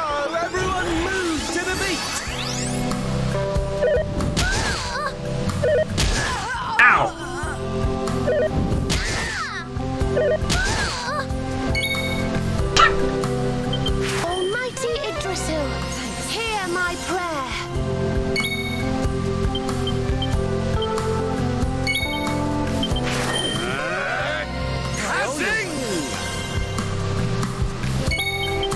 Which one again?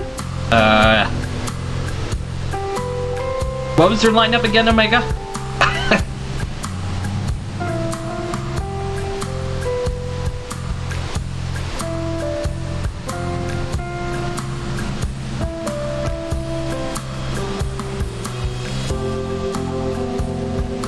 Omega 666 _ ZGZ. Jade for Hendrik.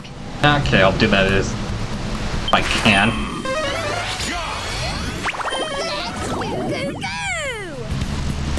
Here we go! Everyone move to the beat!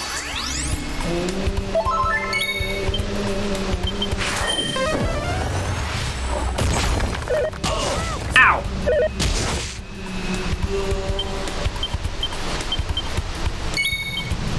Are you alright? Thanks.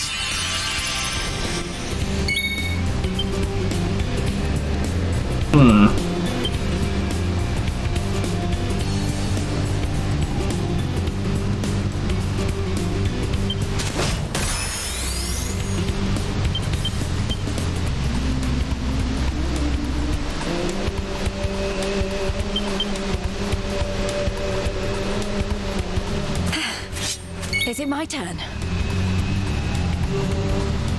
Here! Let's go! Nice. Here we go! Everyone move to the beat!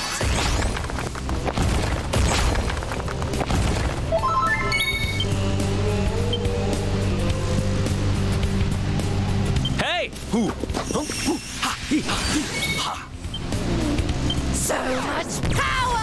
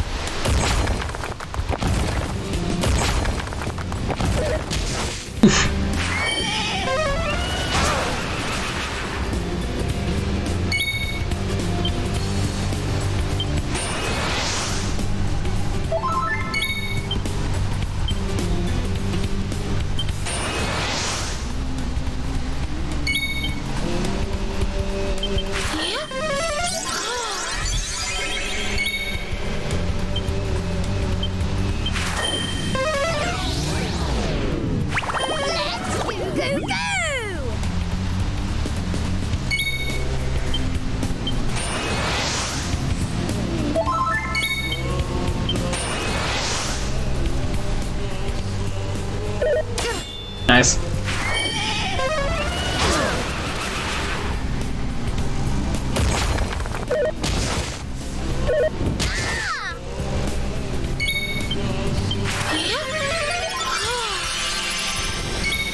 Well, it looks like we're doing good right now. Try this for size.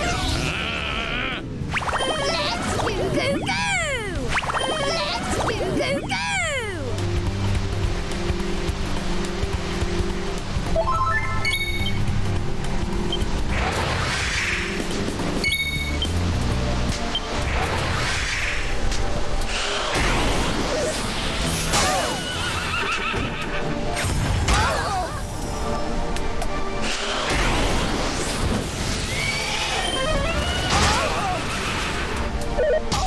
Jesus. Jade! Thanks.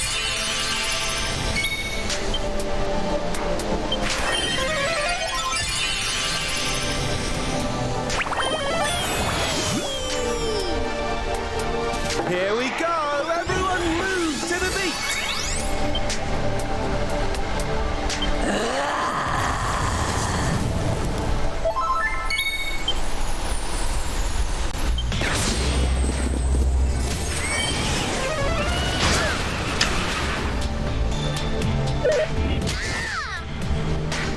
Oh.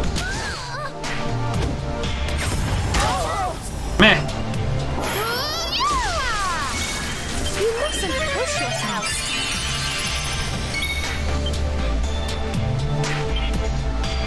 Here! Don't give up! Here we go! Everyone move to the beat!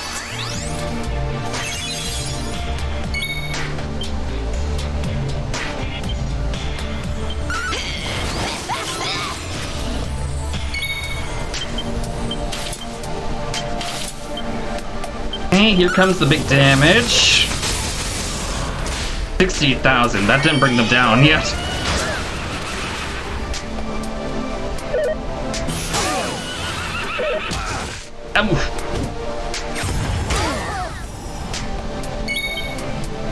Although the God Steed A is almost dead.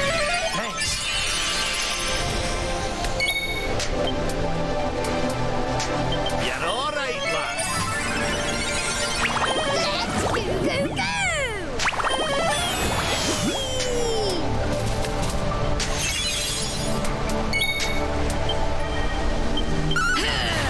Nice! Nice! One down. Nice. So it looks like we can get through. It's just gonna be extremely rough here. Let's rock!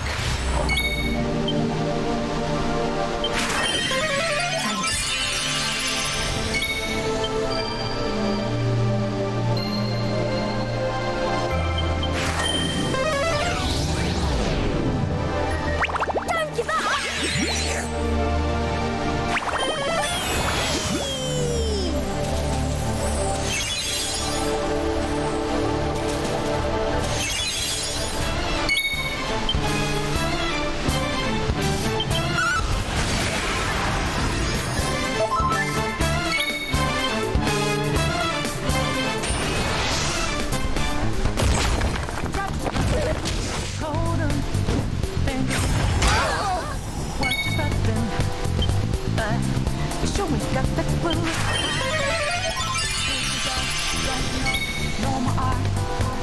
And as I look to the horizon, not a cloud above and stormy winds go too cold.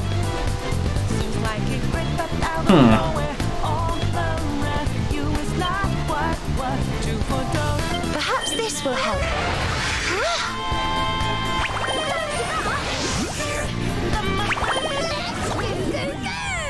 You're done.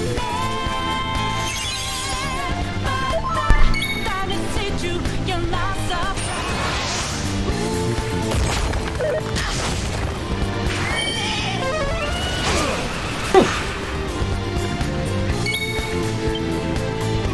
It's showtime!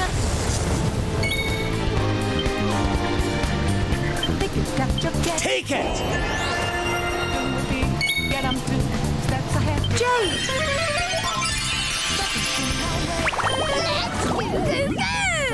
One step.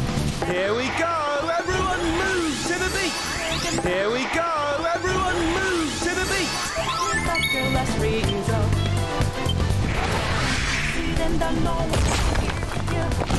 until last dream seems to deserve. See it come there. You see that my mind is the best for eyes. You're done there.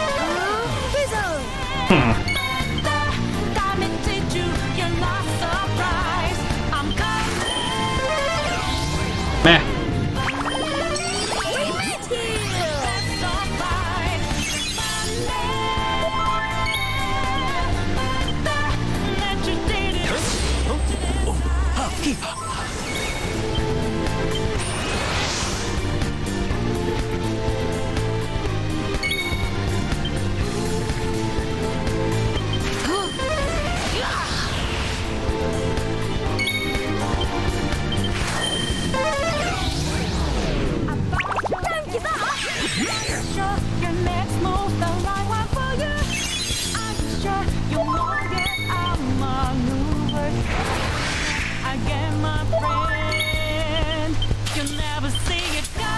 Here we go!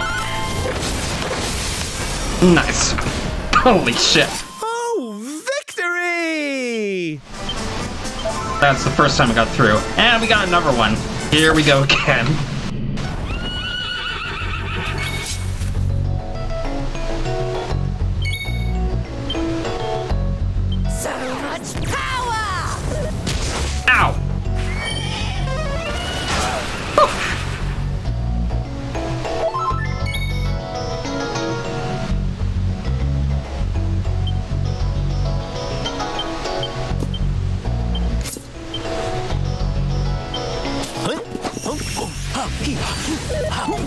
Nice.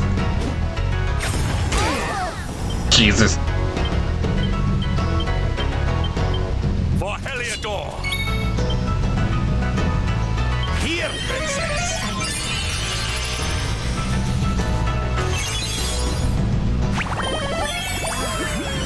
Cheers.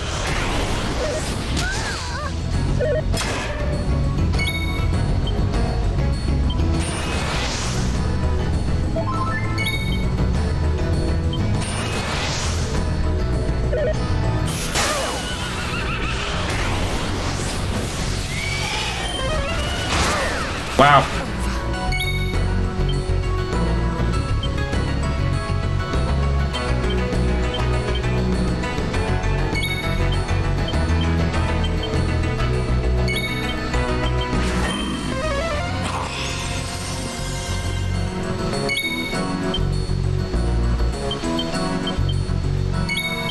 You're all right, lad. Don't give up! Here we go, everyone move to the beat. Here we go, everyone move to the beat.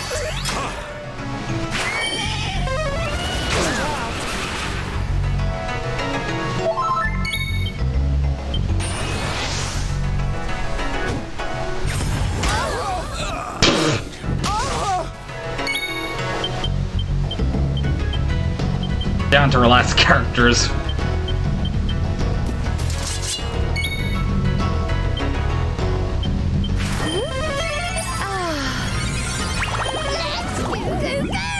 Nice. Here we go, everyone move to the beat. Ow!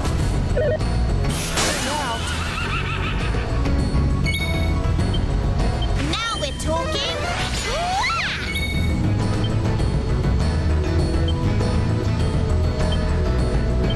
Ronnie, darling. Thank you.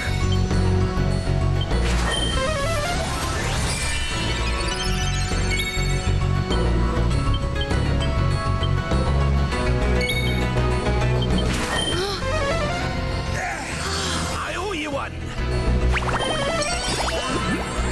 Cheers. Here we go, everyone move to the beat. Ow!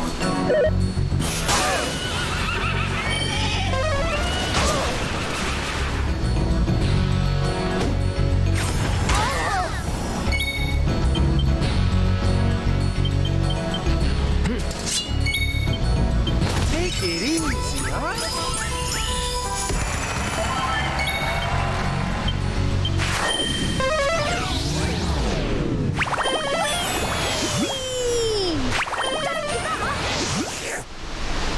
Here we go, everyone move to the beat.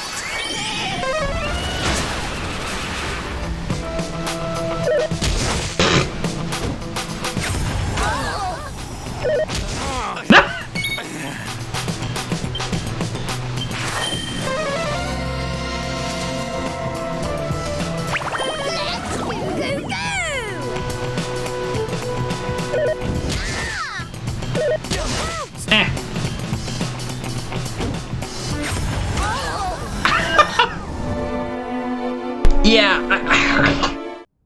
no disrespect intended. I think the lineup is a little bit flawed. We need magic barrier protection. Hendrik and Veronica can provide that, so we're probably gonna have to make a change in the lineup here. Yeah, those unicorns use magic, breath, and physical attacks. What we're missing is magic.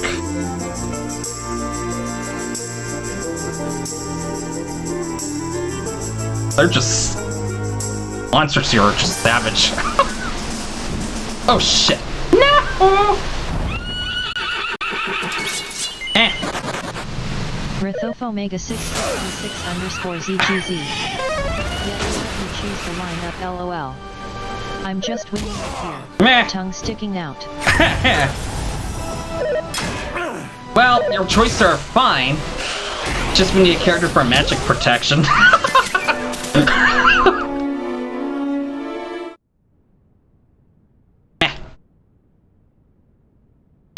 Rithofo Omega 666 underscore ZGZ. BRB LOL. Alrighty.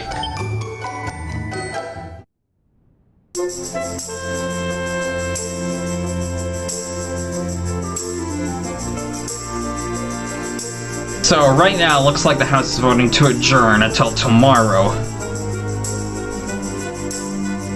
10 minutes left for voting. I'm not sure if they're going to be wanting to do that, but we'll see.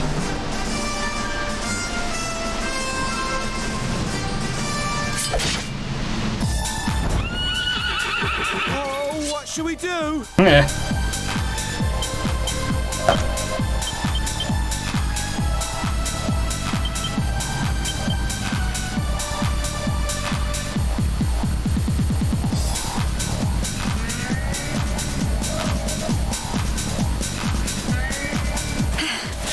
Is it my turn? Ow!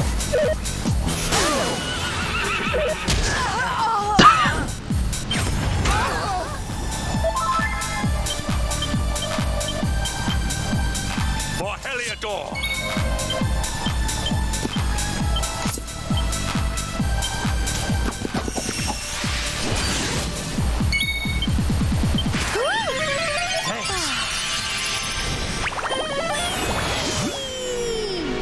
Here we go! Everyone move to the beat!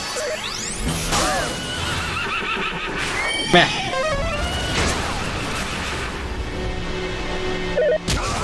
Jesus.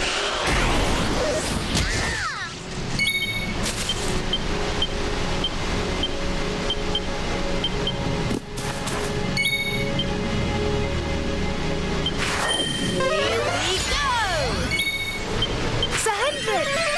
My friend.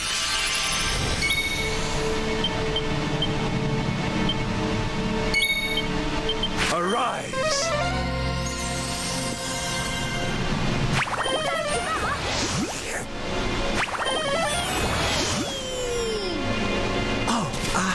Here we go! Everyone move to the beat!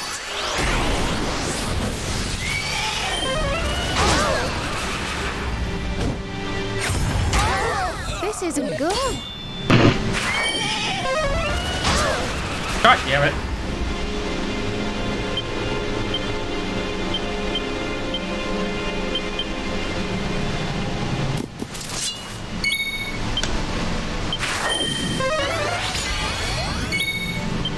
You do get in such strength. Thank you. Let's go, go, go! Here we go! Everyone move to the beat!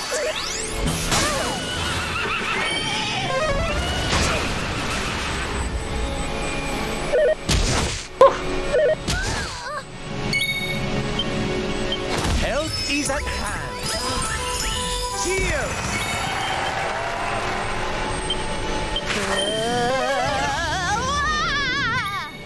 Don't give up yet.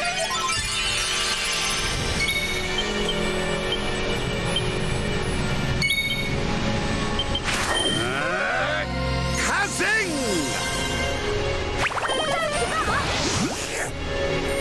Here we go!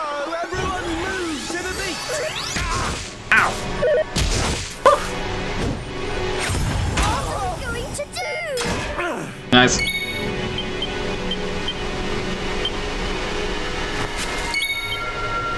Oh, Hanny Wanny. My friends. We need you fight and fight. My friends.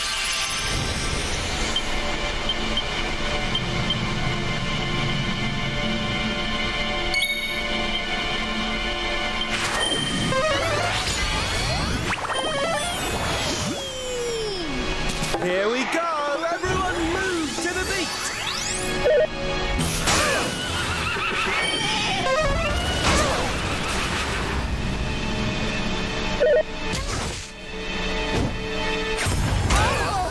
I failed you.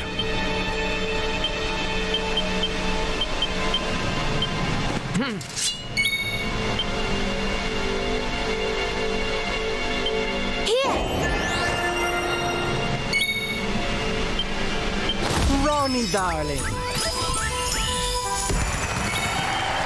Chin up, Lassie! Thank you. Let's go, go, go! Here we go! Everyone move to the beat!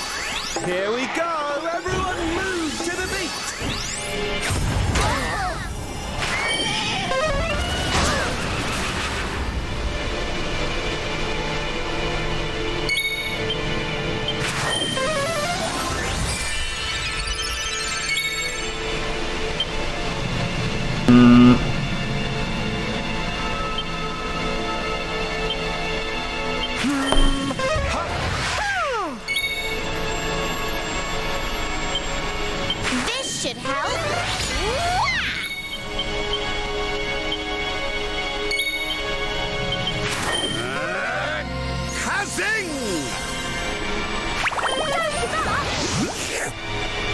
Here we go! Everyone move to the beat!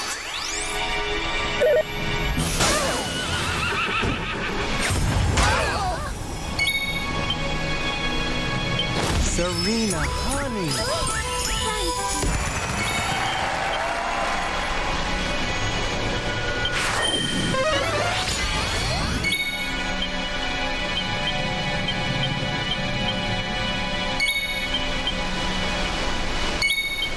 This might help. Oh, thank you.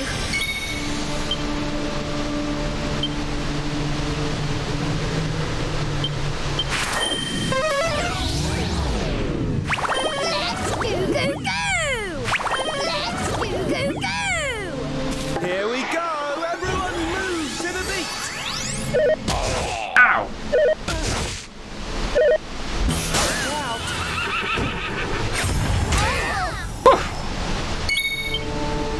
Oh, Ravi, darling. Cheers!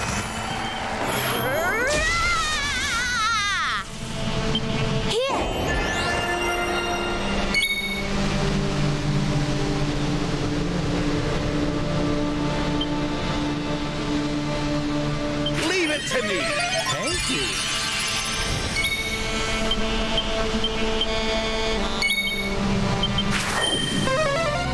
My thanks.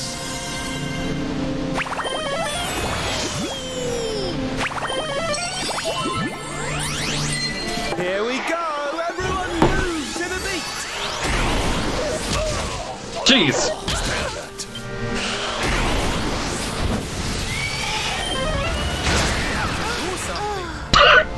Oh, what should we do? Can't do without me, eh?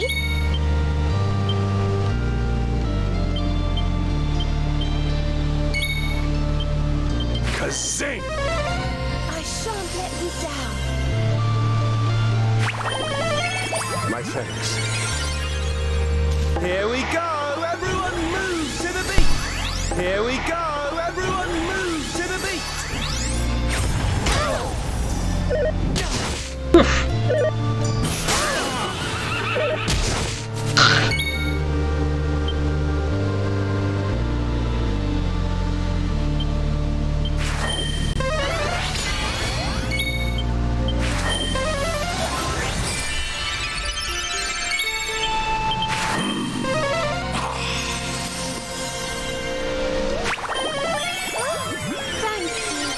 Here we go! Everyone move to the beat!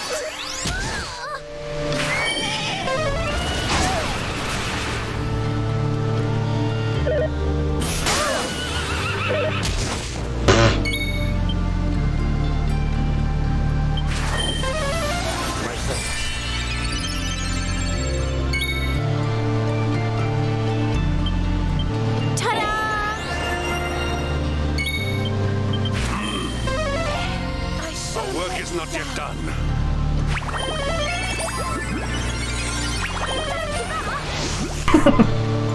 Here we go! Everyone move to the beat! Here we go! Everyone move to the beat!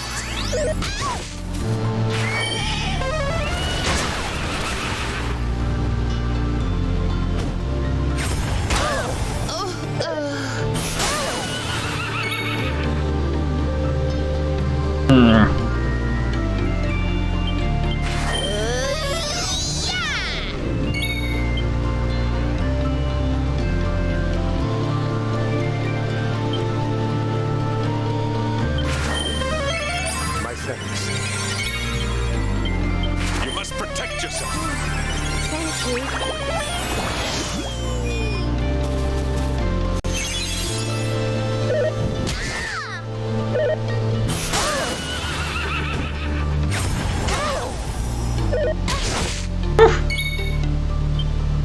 Kazing!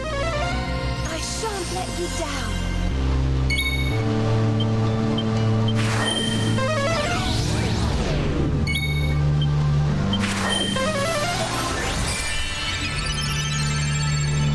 Don't give up! Here we go! Everyone move to the beat! Sir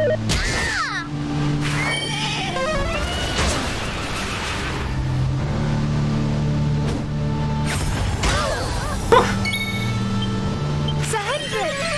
My turn.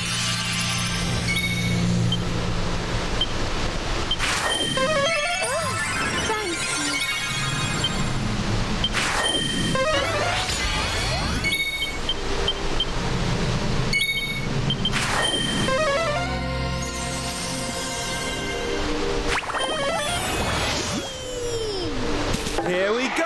Alright, looks like the US House is adjourning and trying the votes tomorrow. That's just crazy. Whoa.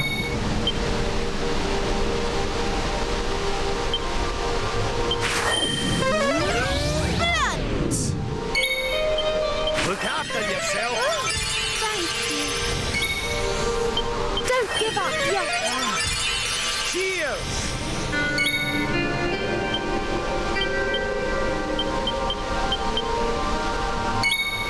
Alright, that's it for the night.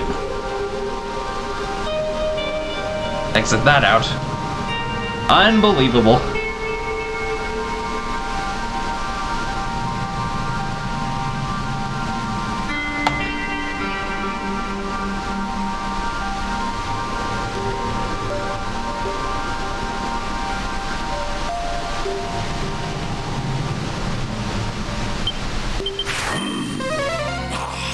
Thank you, darling.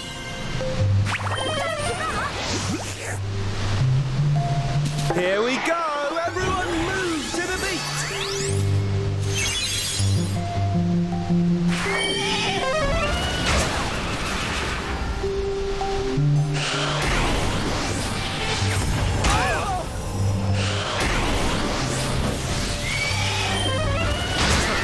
Jeez.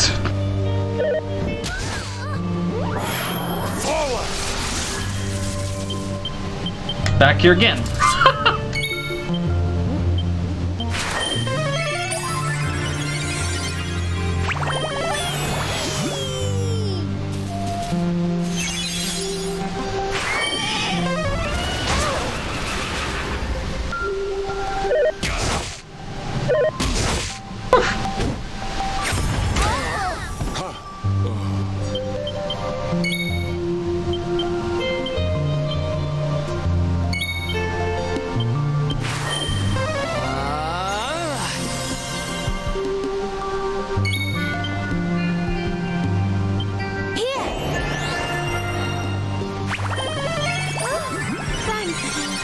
Here we go! Everyone move to the beat!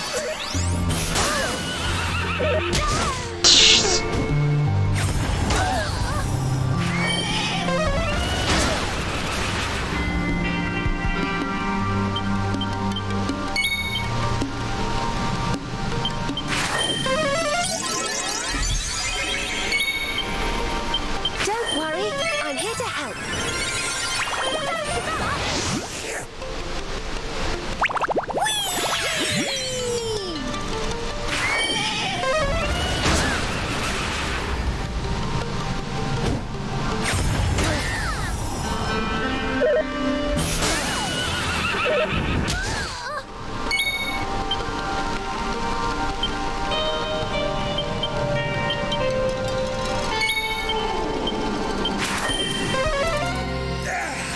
I owe you one.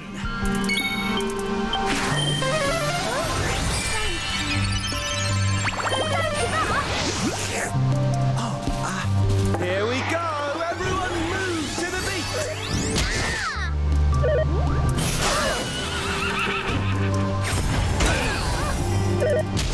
Meh.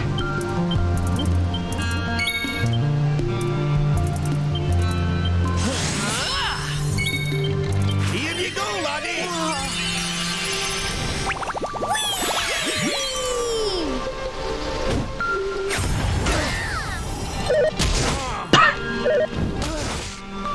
Rithos Omega 666 underscore ZGZ.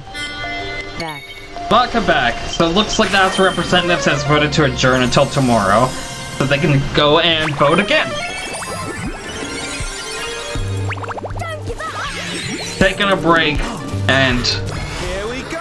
Everyone move to the beat! see if they can negotiate on getting a house speaker. Damn it!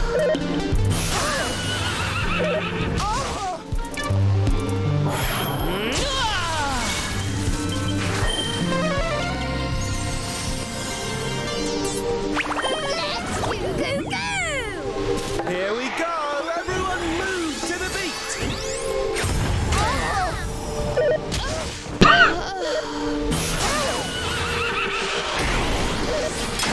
Whoa!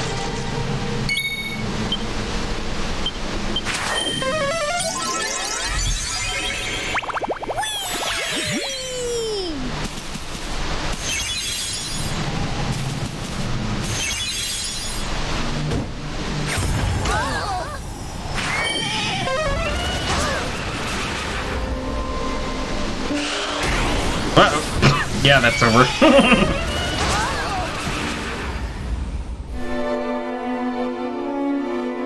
God damn. Should we just go to the upper trial and grind for levels, or should we try again to get through?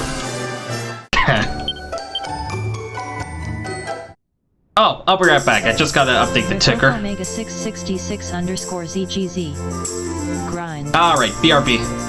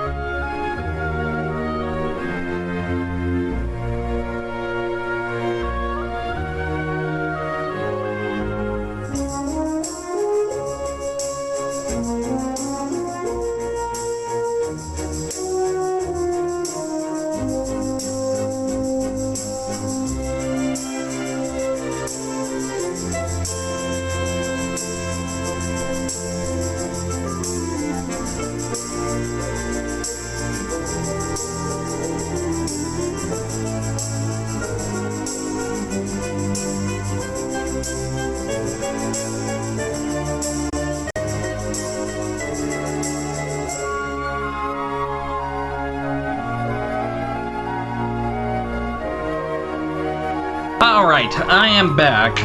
And I'm thinking back to Capitol Hill in the House. They gotta figure something out, otherwise, if this continues,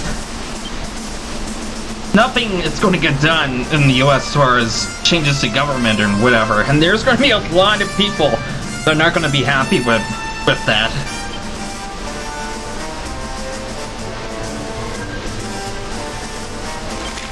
Yeah, this is just unprecedented.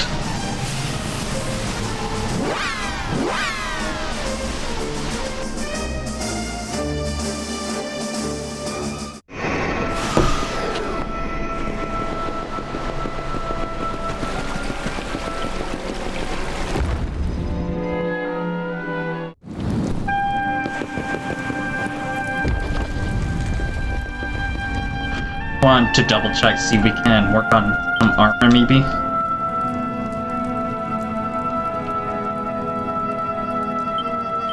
Crimson Robe, but we don't have enough magic wonder.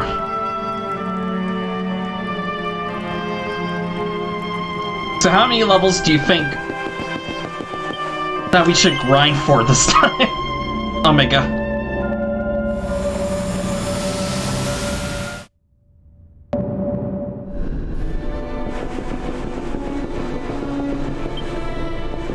Rithof Omega 666 _ ZGZ. 3 to 5. Alright.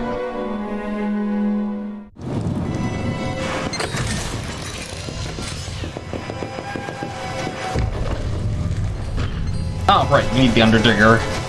And the MMA. 5, 6. No, wait.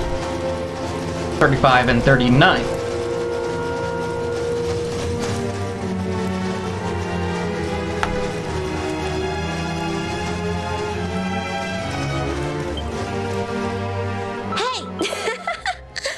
Alright.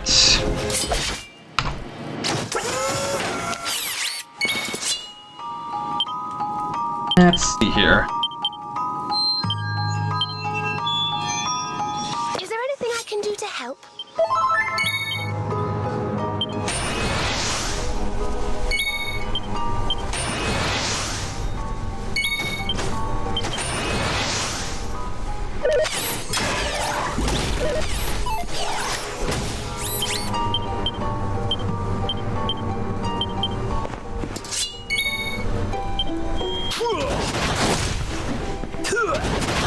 Oh, what am I doing? Take this! Just for an egg. Alright. Ha ha! Winners! Meh. Not what I need. Ah, whatever. We can do this.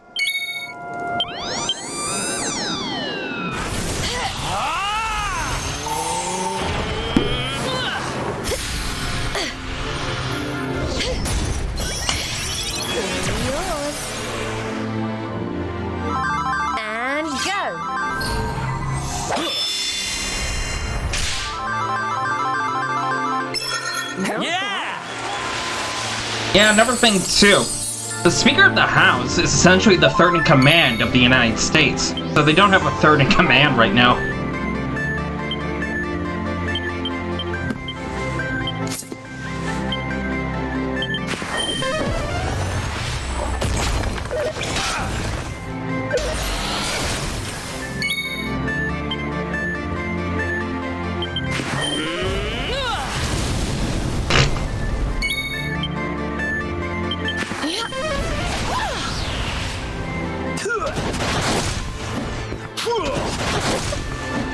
Take this!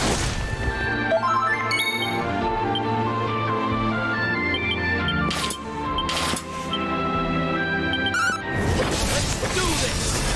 Ha!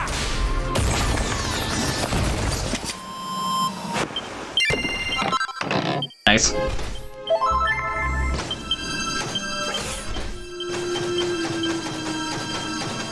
Ah, this is supposed to be better. Alright.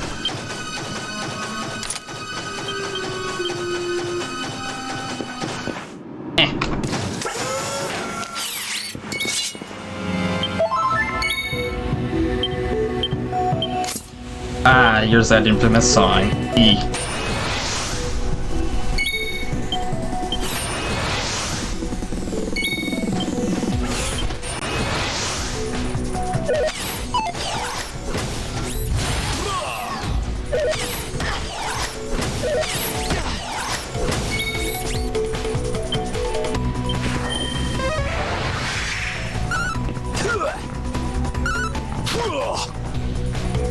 Take this! Take this!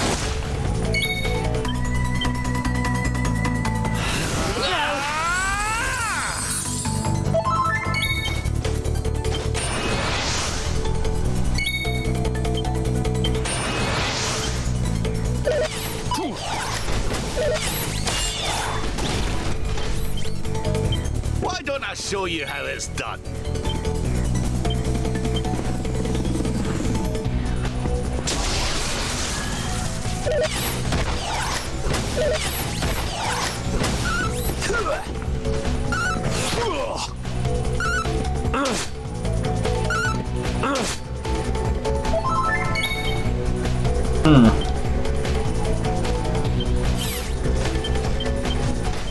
Silvano takes the stage!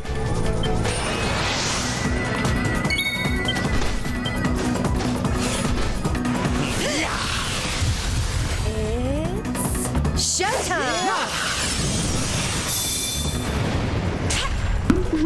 I can't wait! Hey, presto! Introduce. So pretty!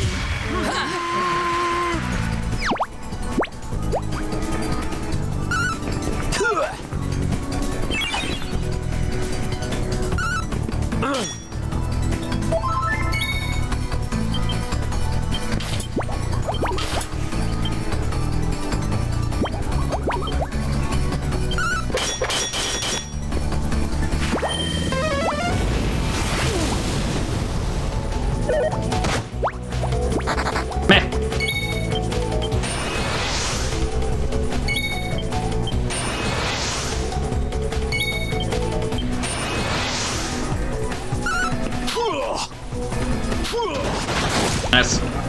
Take this! Nice. No experience. Nice. Oh, right, I didn't even kill anything. That's what caused it. But we do get a seed of life here. 2 of them. Who do we use them on? Oh my god.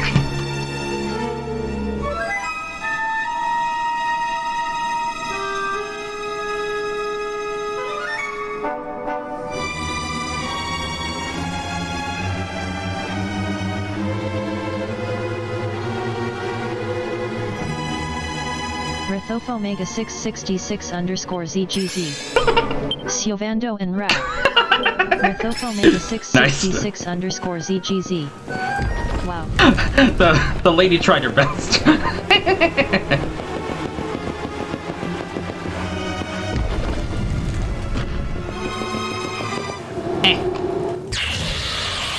Whoa.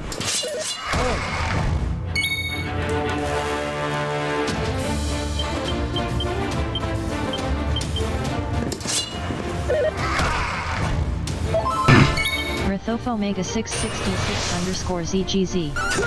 I hate my fat fingers, lol. Take this!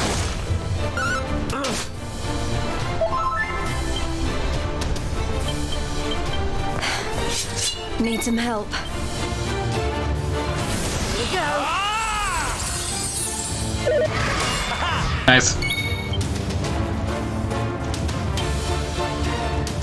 Let the darkness consume you! Take this! Kraken! Nice.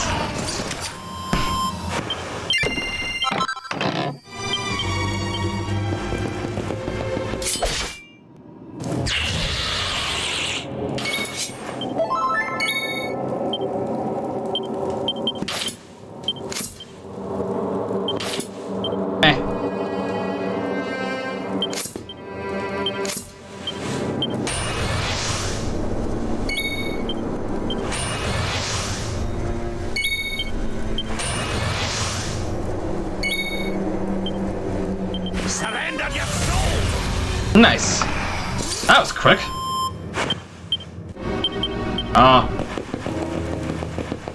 I think the game is bugged for some reason around here. It seems that there's some copies that are just not that powerful, and there are ones that are.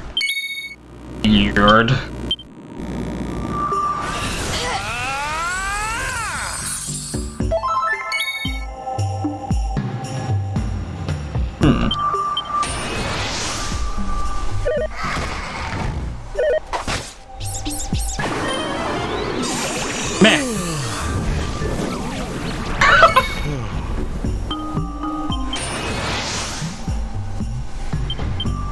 Is there anything I can do to help?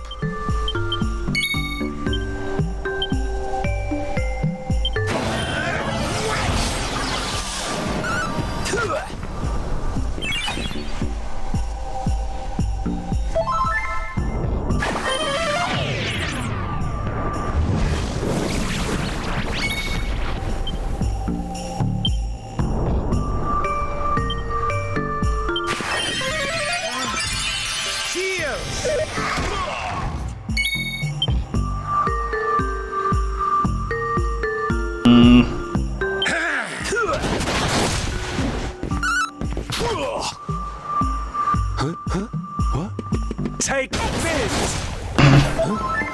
Oh, man.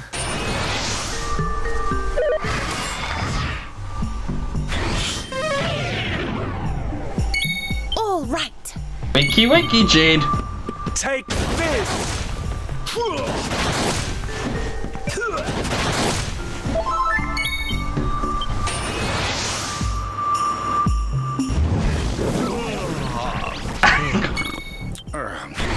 Do I have to bring out Savando?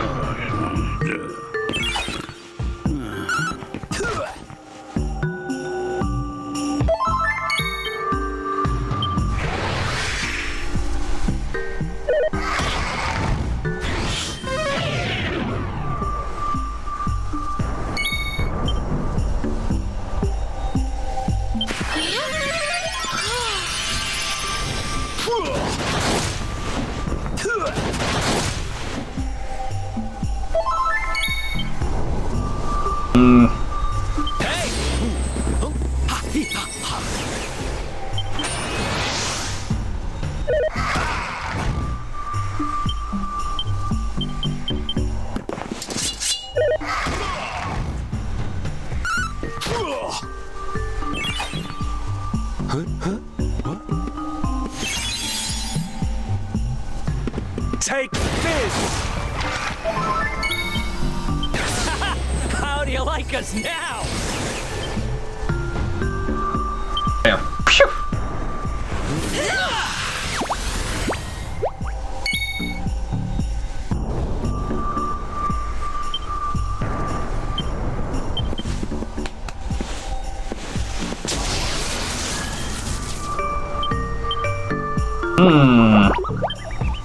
I'll do my very best. Serena's Morrigan's staff should be good.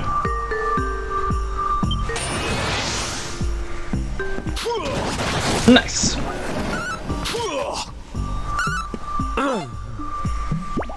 Take this!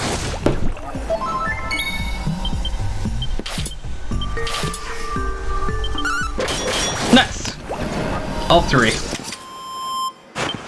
340,000, 435 experience. Nice. Things are looking up. Jade leveled up.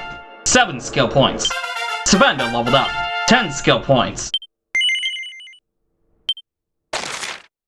So, for Savando, we could get attack power when wielding swords plus 6. Miracle Slash. Attack power when wielding knives plus 5. Critical hit chance when wielding knives plus 2%. Cobra Strike. Hypno Whip. Star Strike. Flashings of Love. Pied Piper.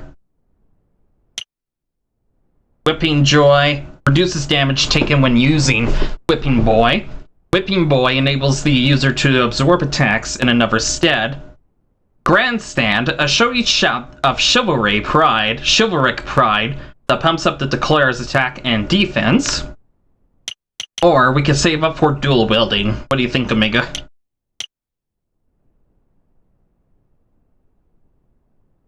Rithoph Omega 666 underscore ZGZ. Sword attack +6. Okay. And nothing in knives and whips. Right? And for Jade. Rithoph Omega 666 underscore ZGZ. Correct. For Jade, for spear, we got Thunder Thrust, critical hit chance wielding spears +4%, attack power wielding spears +30, strength +10, vacuum smash, maximum HP +30, trap chance +5%, hip drop, puff puff, step up, power up. Or we could save up for Air Razor.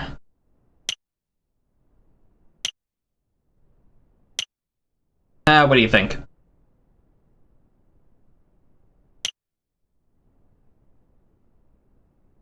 Rithoph Omega 666 underscore ZGZ. HP +30. Okay. Nice! 10 skill points. With the 12, Thunder Thrust, critical hit chance wielding spears +4%. Strength +10, step chance +5%, step drop, puff puff, step up, power up. Or we could save up for Air Razor, attack power wielding spears +30, vacuum smash, Miracle Moon, a brutal barrage of 5 quick randomly targeted kicks. 666 underscore ZGZ. STR +10. Alright. And we've got 3 Seeds of Life. Who do we use them on?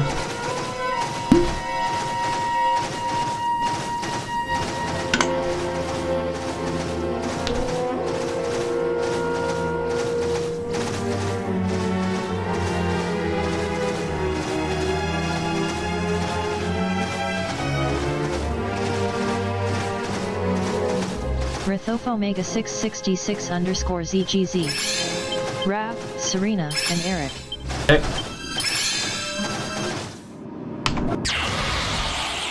Let's see this. Ah, of course. You rang, honey?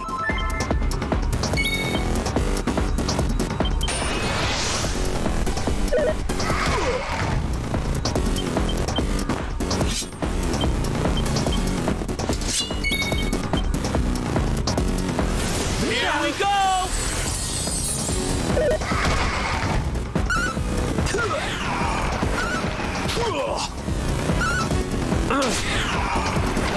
Take this!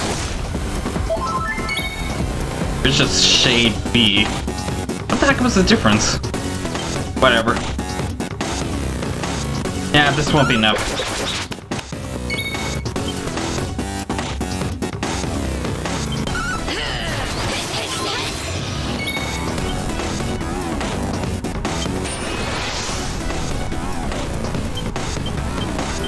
Is there anything I can do to help?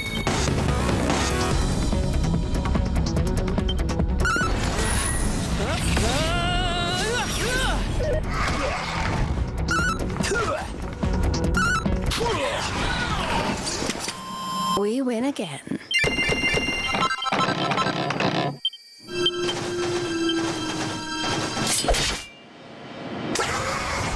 Whoa!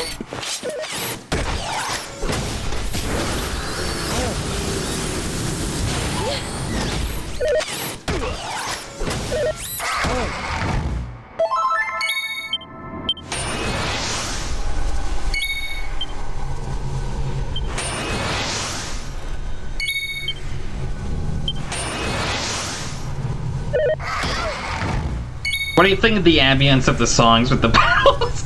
It kind of makes me a little bit on edge for some reason. Yeah. But I do it, of course, because it's supposed to be fitting this area. Wonderful. Take this!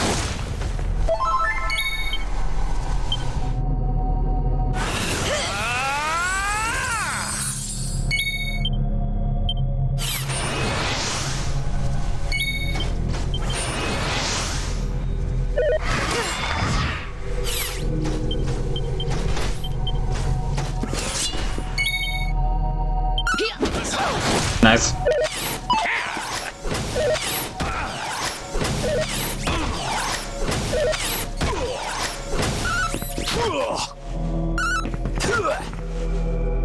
Take this!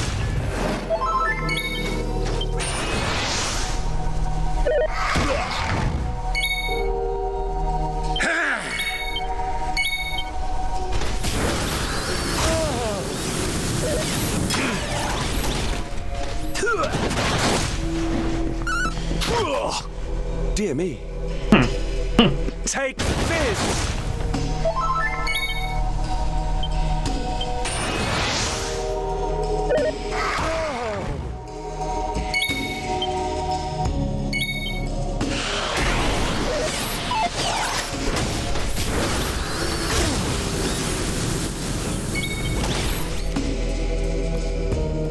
Perhaps this will help.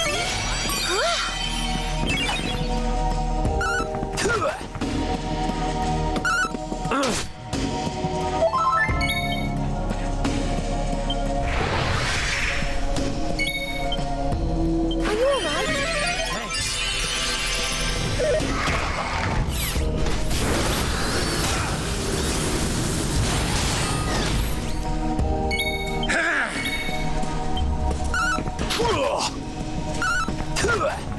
Oh shit.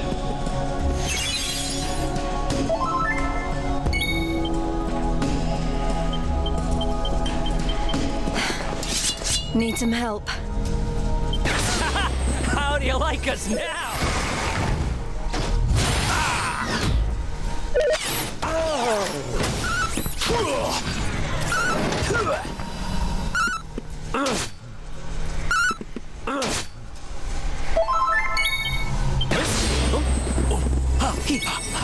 Fuck off. Whatever.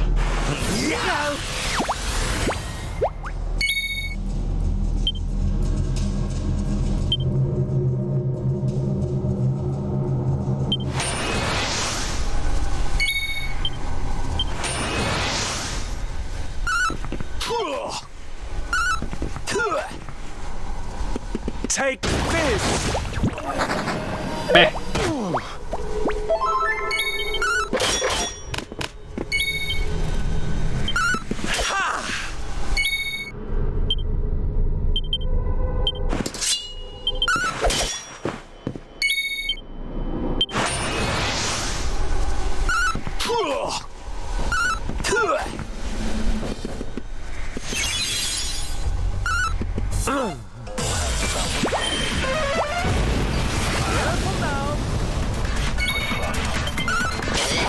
Nice!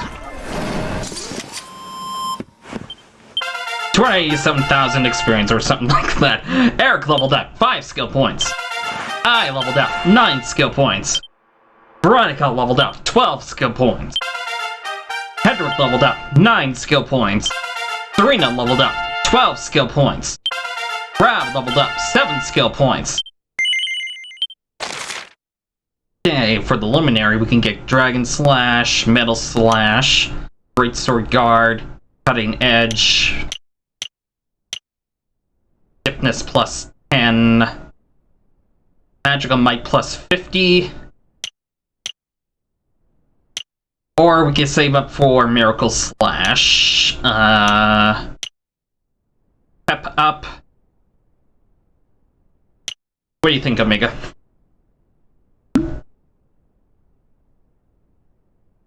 Rithof Omega 666 _ ZGZ.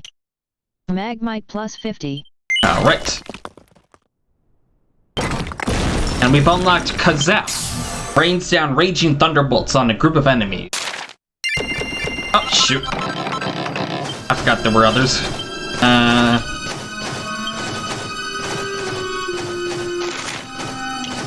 Eric didn't level up, did he?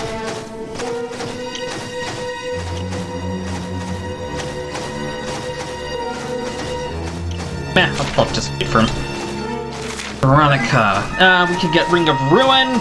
Moderate MP recovery after battle when using heavy wands. MP absorption wielding heavy wands plus 4%. Hypno Whip. Spooky Aura. What do you think, Omega?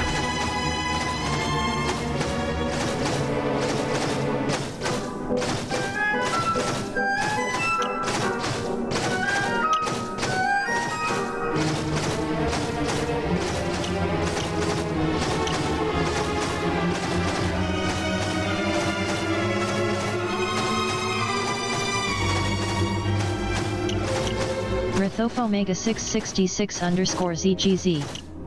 Spooky Aura. Alright. We could still get Ring of Ruin. Or we could save up. What do you think?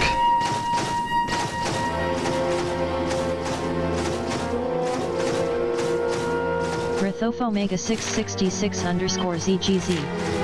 Save. Okay. For Serena, we can get dual wielding. Cattle Prod. Or we could save up for moderate MP recovery after battle when using wands. MP absorption when wielding wands plus 4%. Hymn of Light and minor MP recovery after battle. What do you think? Rithof Omega 666 underscore ZGZ. Save. Okay, and for Rab, MP absorption when wielding heavy wands plus 4%. Ring of Ruin. Maximum MP when wielding heavy wands plus 20. Moderate MP recovery after battle when using heavy wands. Blackfire wielding claws plus 5. Strength plus 5. Magical might plus 10. Or we could save up for magical might when wielding heavy wands plus 30. And agility plus 20. What do you think?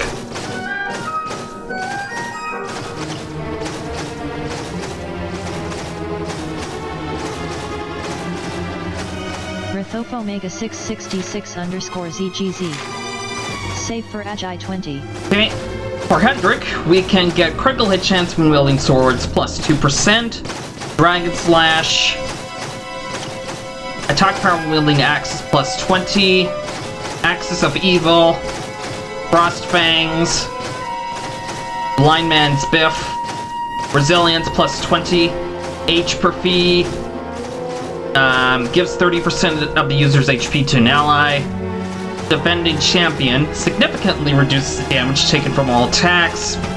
Hurt Converter recovers half of any damage dealt by the user as HP for a few turns. Or we could save up for Unbridled. Wait, get that actually. Can't get Unbridled Blade. What do you think?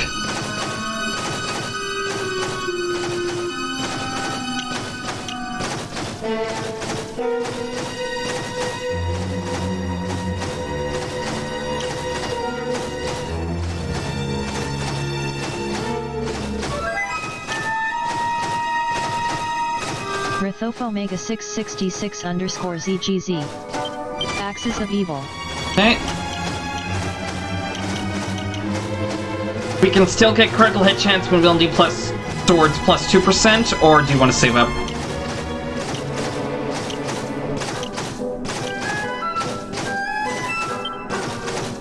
Rithof Omega 666 underscore ZGZ. Save. Okay, and we got 2 Seeds of Life. Who do we use them on? Rithof Omega 666 underscore ZGZ. Next time axes plus 20. Yeah, kid.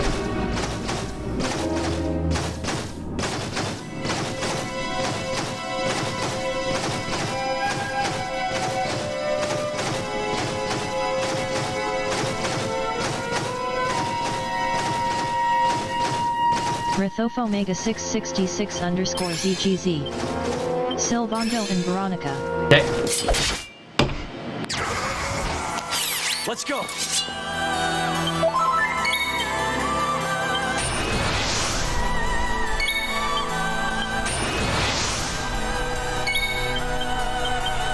I'll do my very best.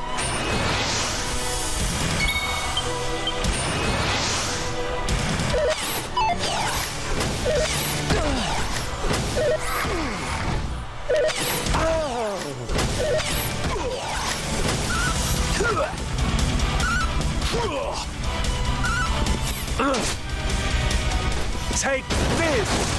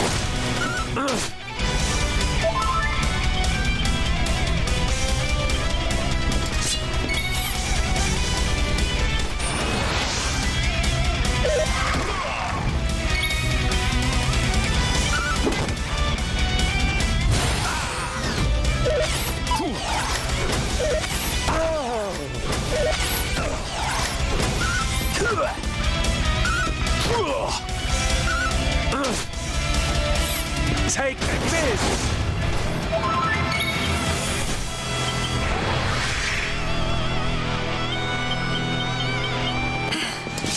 Is it my turn?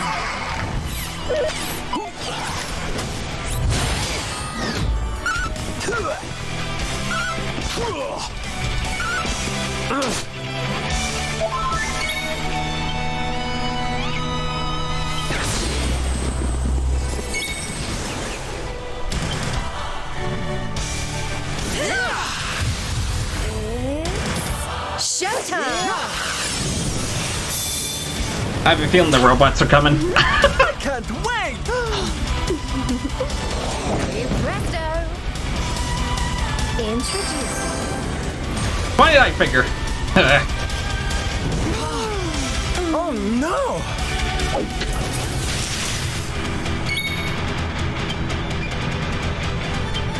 Are you alright, honey? Thanks.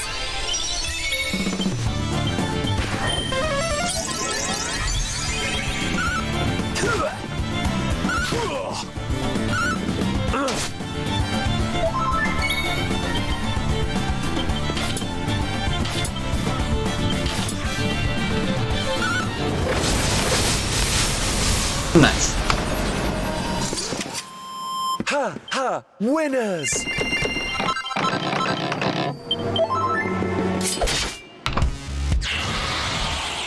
Okay, here we go. Need a little help?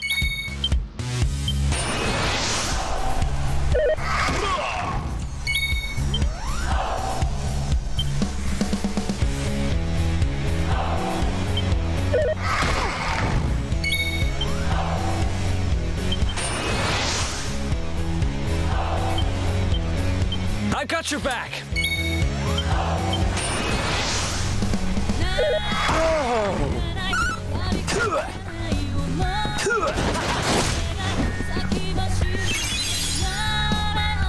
Take this!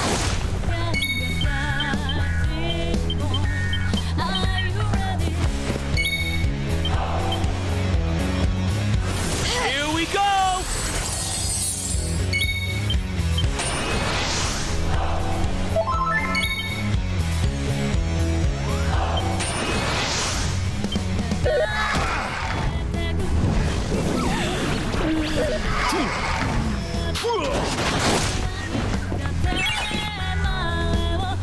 Take this!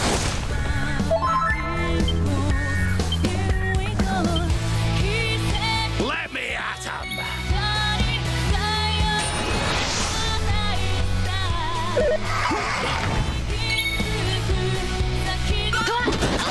Nice.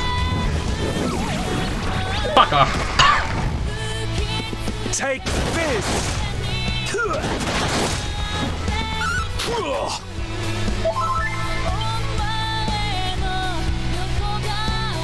Silvano takes the stage!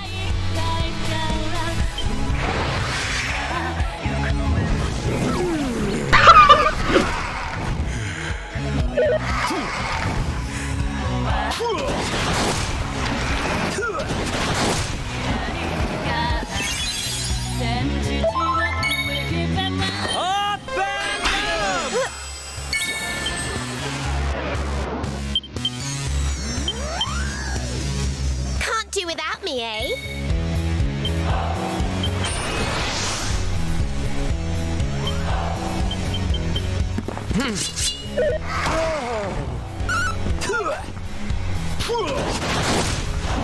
Take this! Time to duck and dive! Good. Yeah. Meh!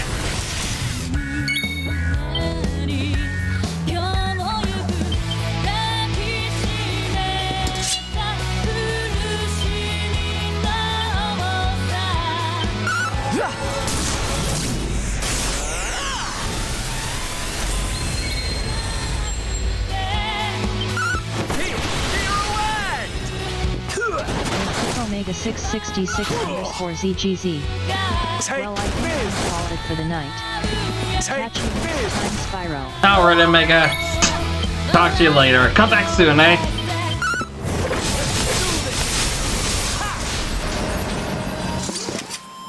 Ha ha! Winners! Rithopo made a 666_GGZ. Alright, I always do.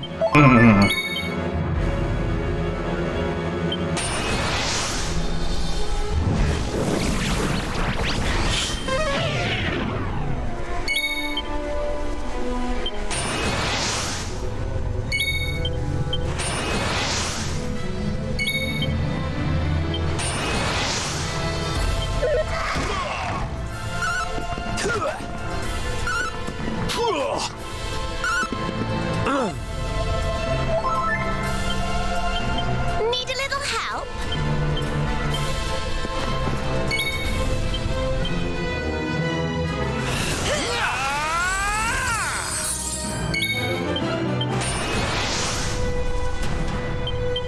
For Heliodor!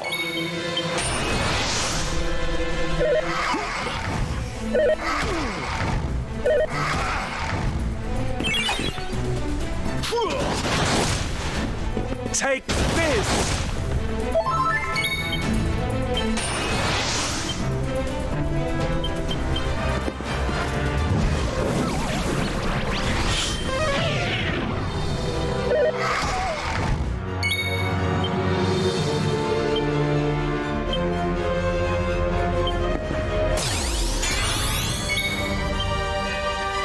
All right.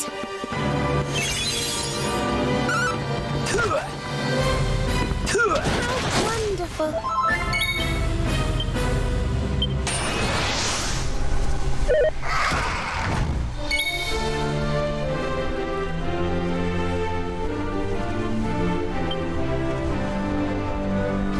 Do your worst.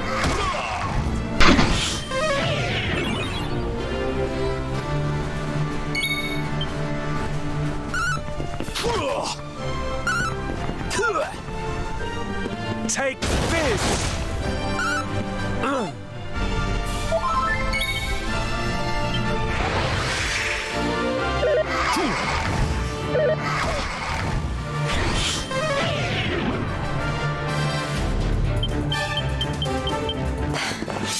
Need some help.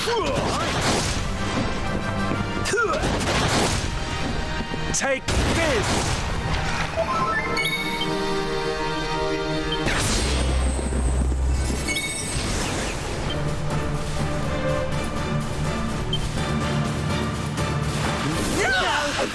Meh! 3 times.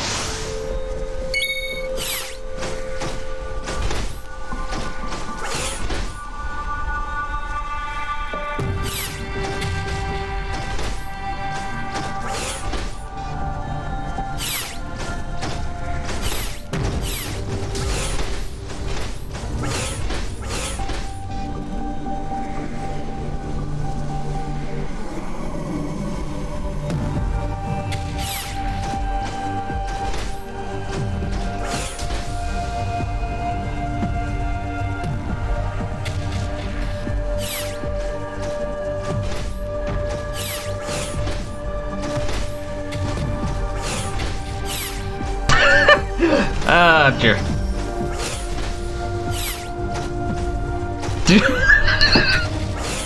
Dude, what are you even smoking?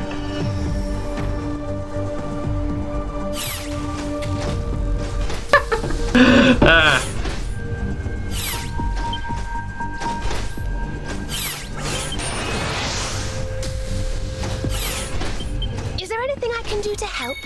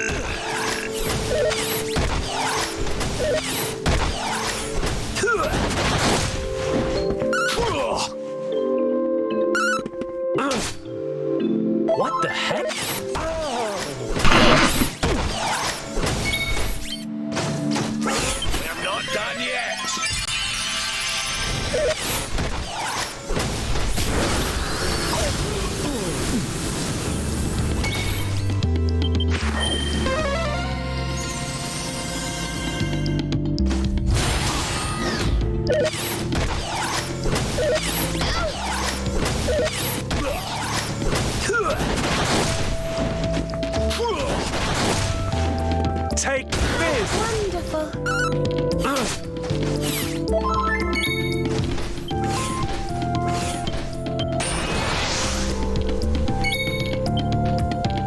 You're in safe hands.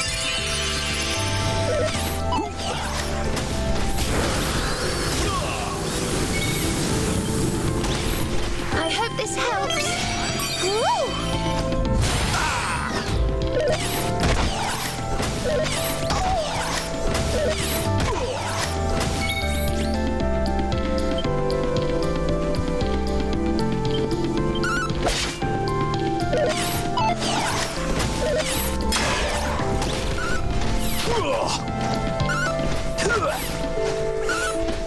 Never in doubt.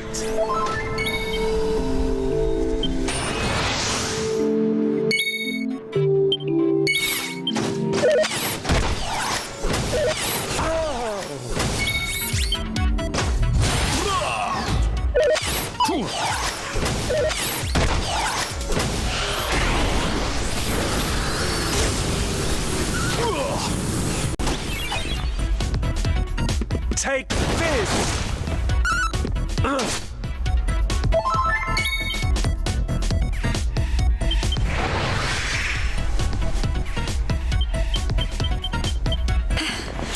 Is it my turn? God damn it.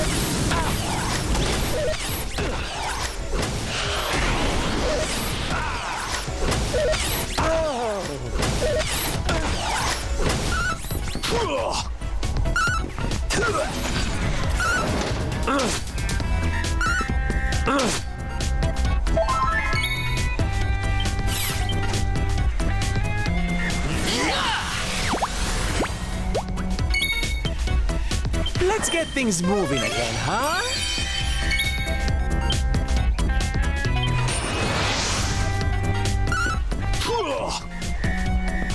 Fabulous! Take this!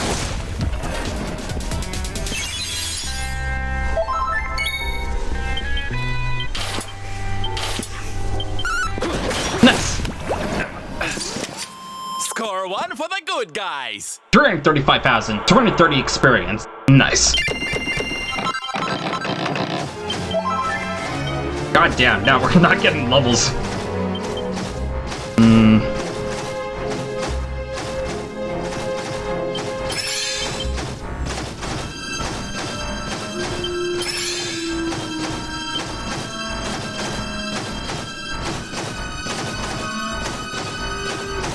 Ah, fuck.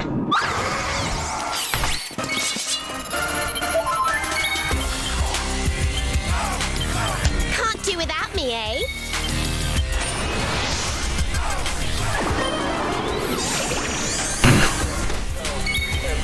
Up and at 'em, darlings!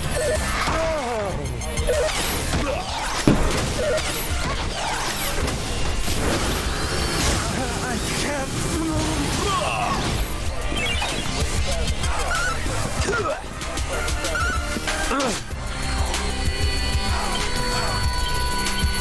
I'll do my very best.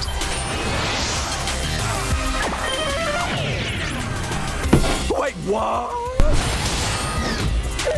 How can we do?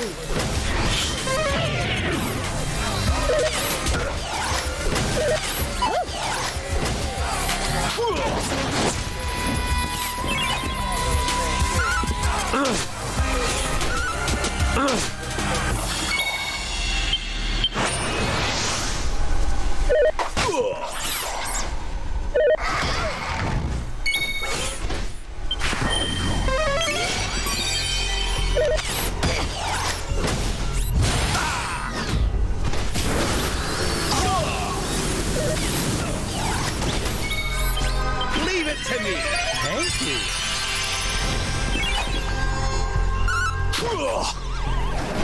Take this!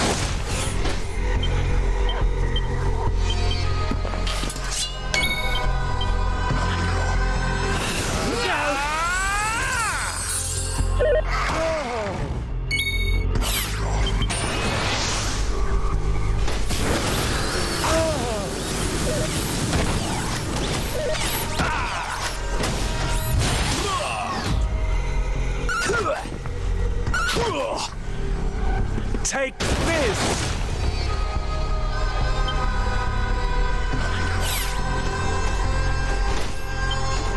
Oh yeah.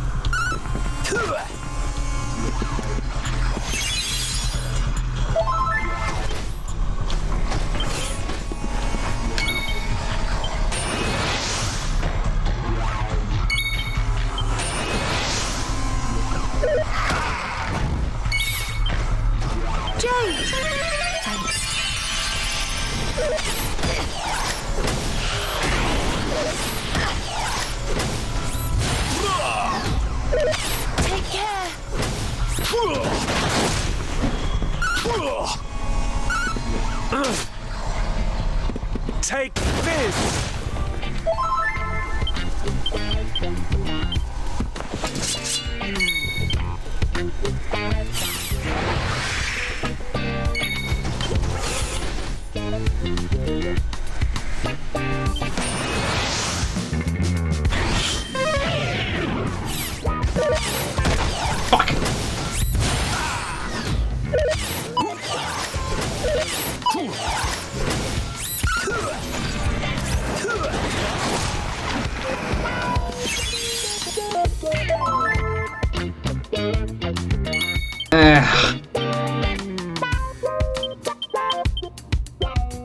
Is there anything I can do to help? Need a little help?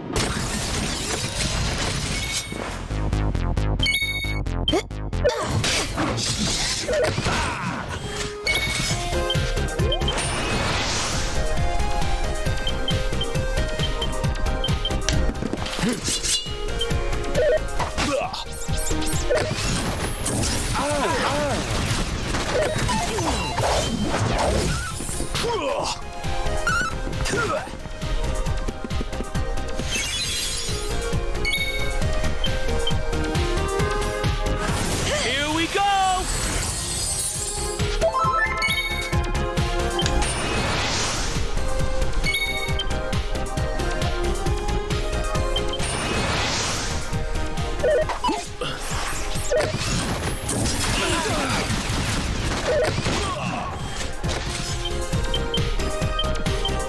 I'll do my very best.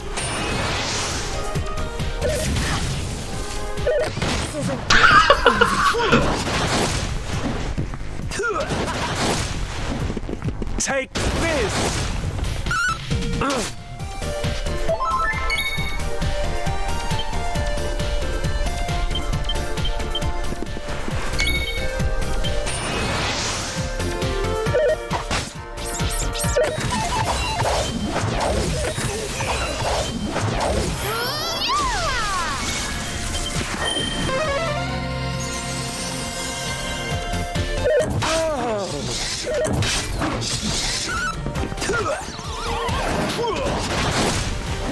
Take this!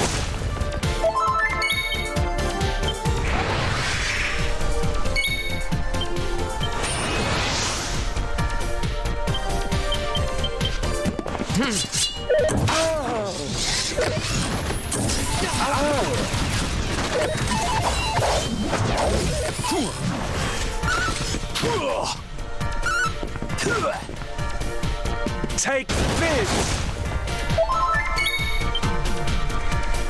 Hey!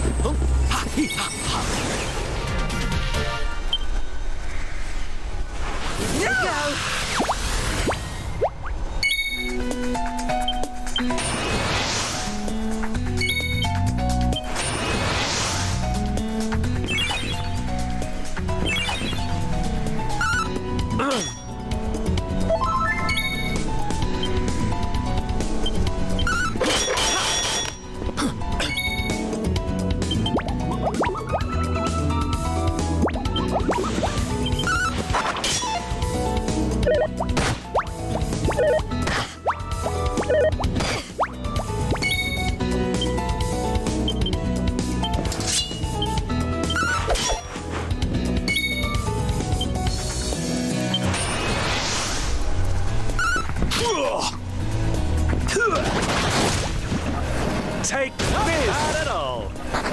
Meh. Who else wants some? 322,730 experience. Nice. Not bad. Jade leveled up 6 skill points. Devenda leveled up 9 skill points. I leveled up 10 skill points. Veronica leveled up 10 skill points. Kendrick leveled up 8 skill points. Rab leveled up 6 skill points.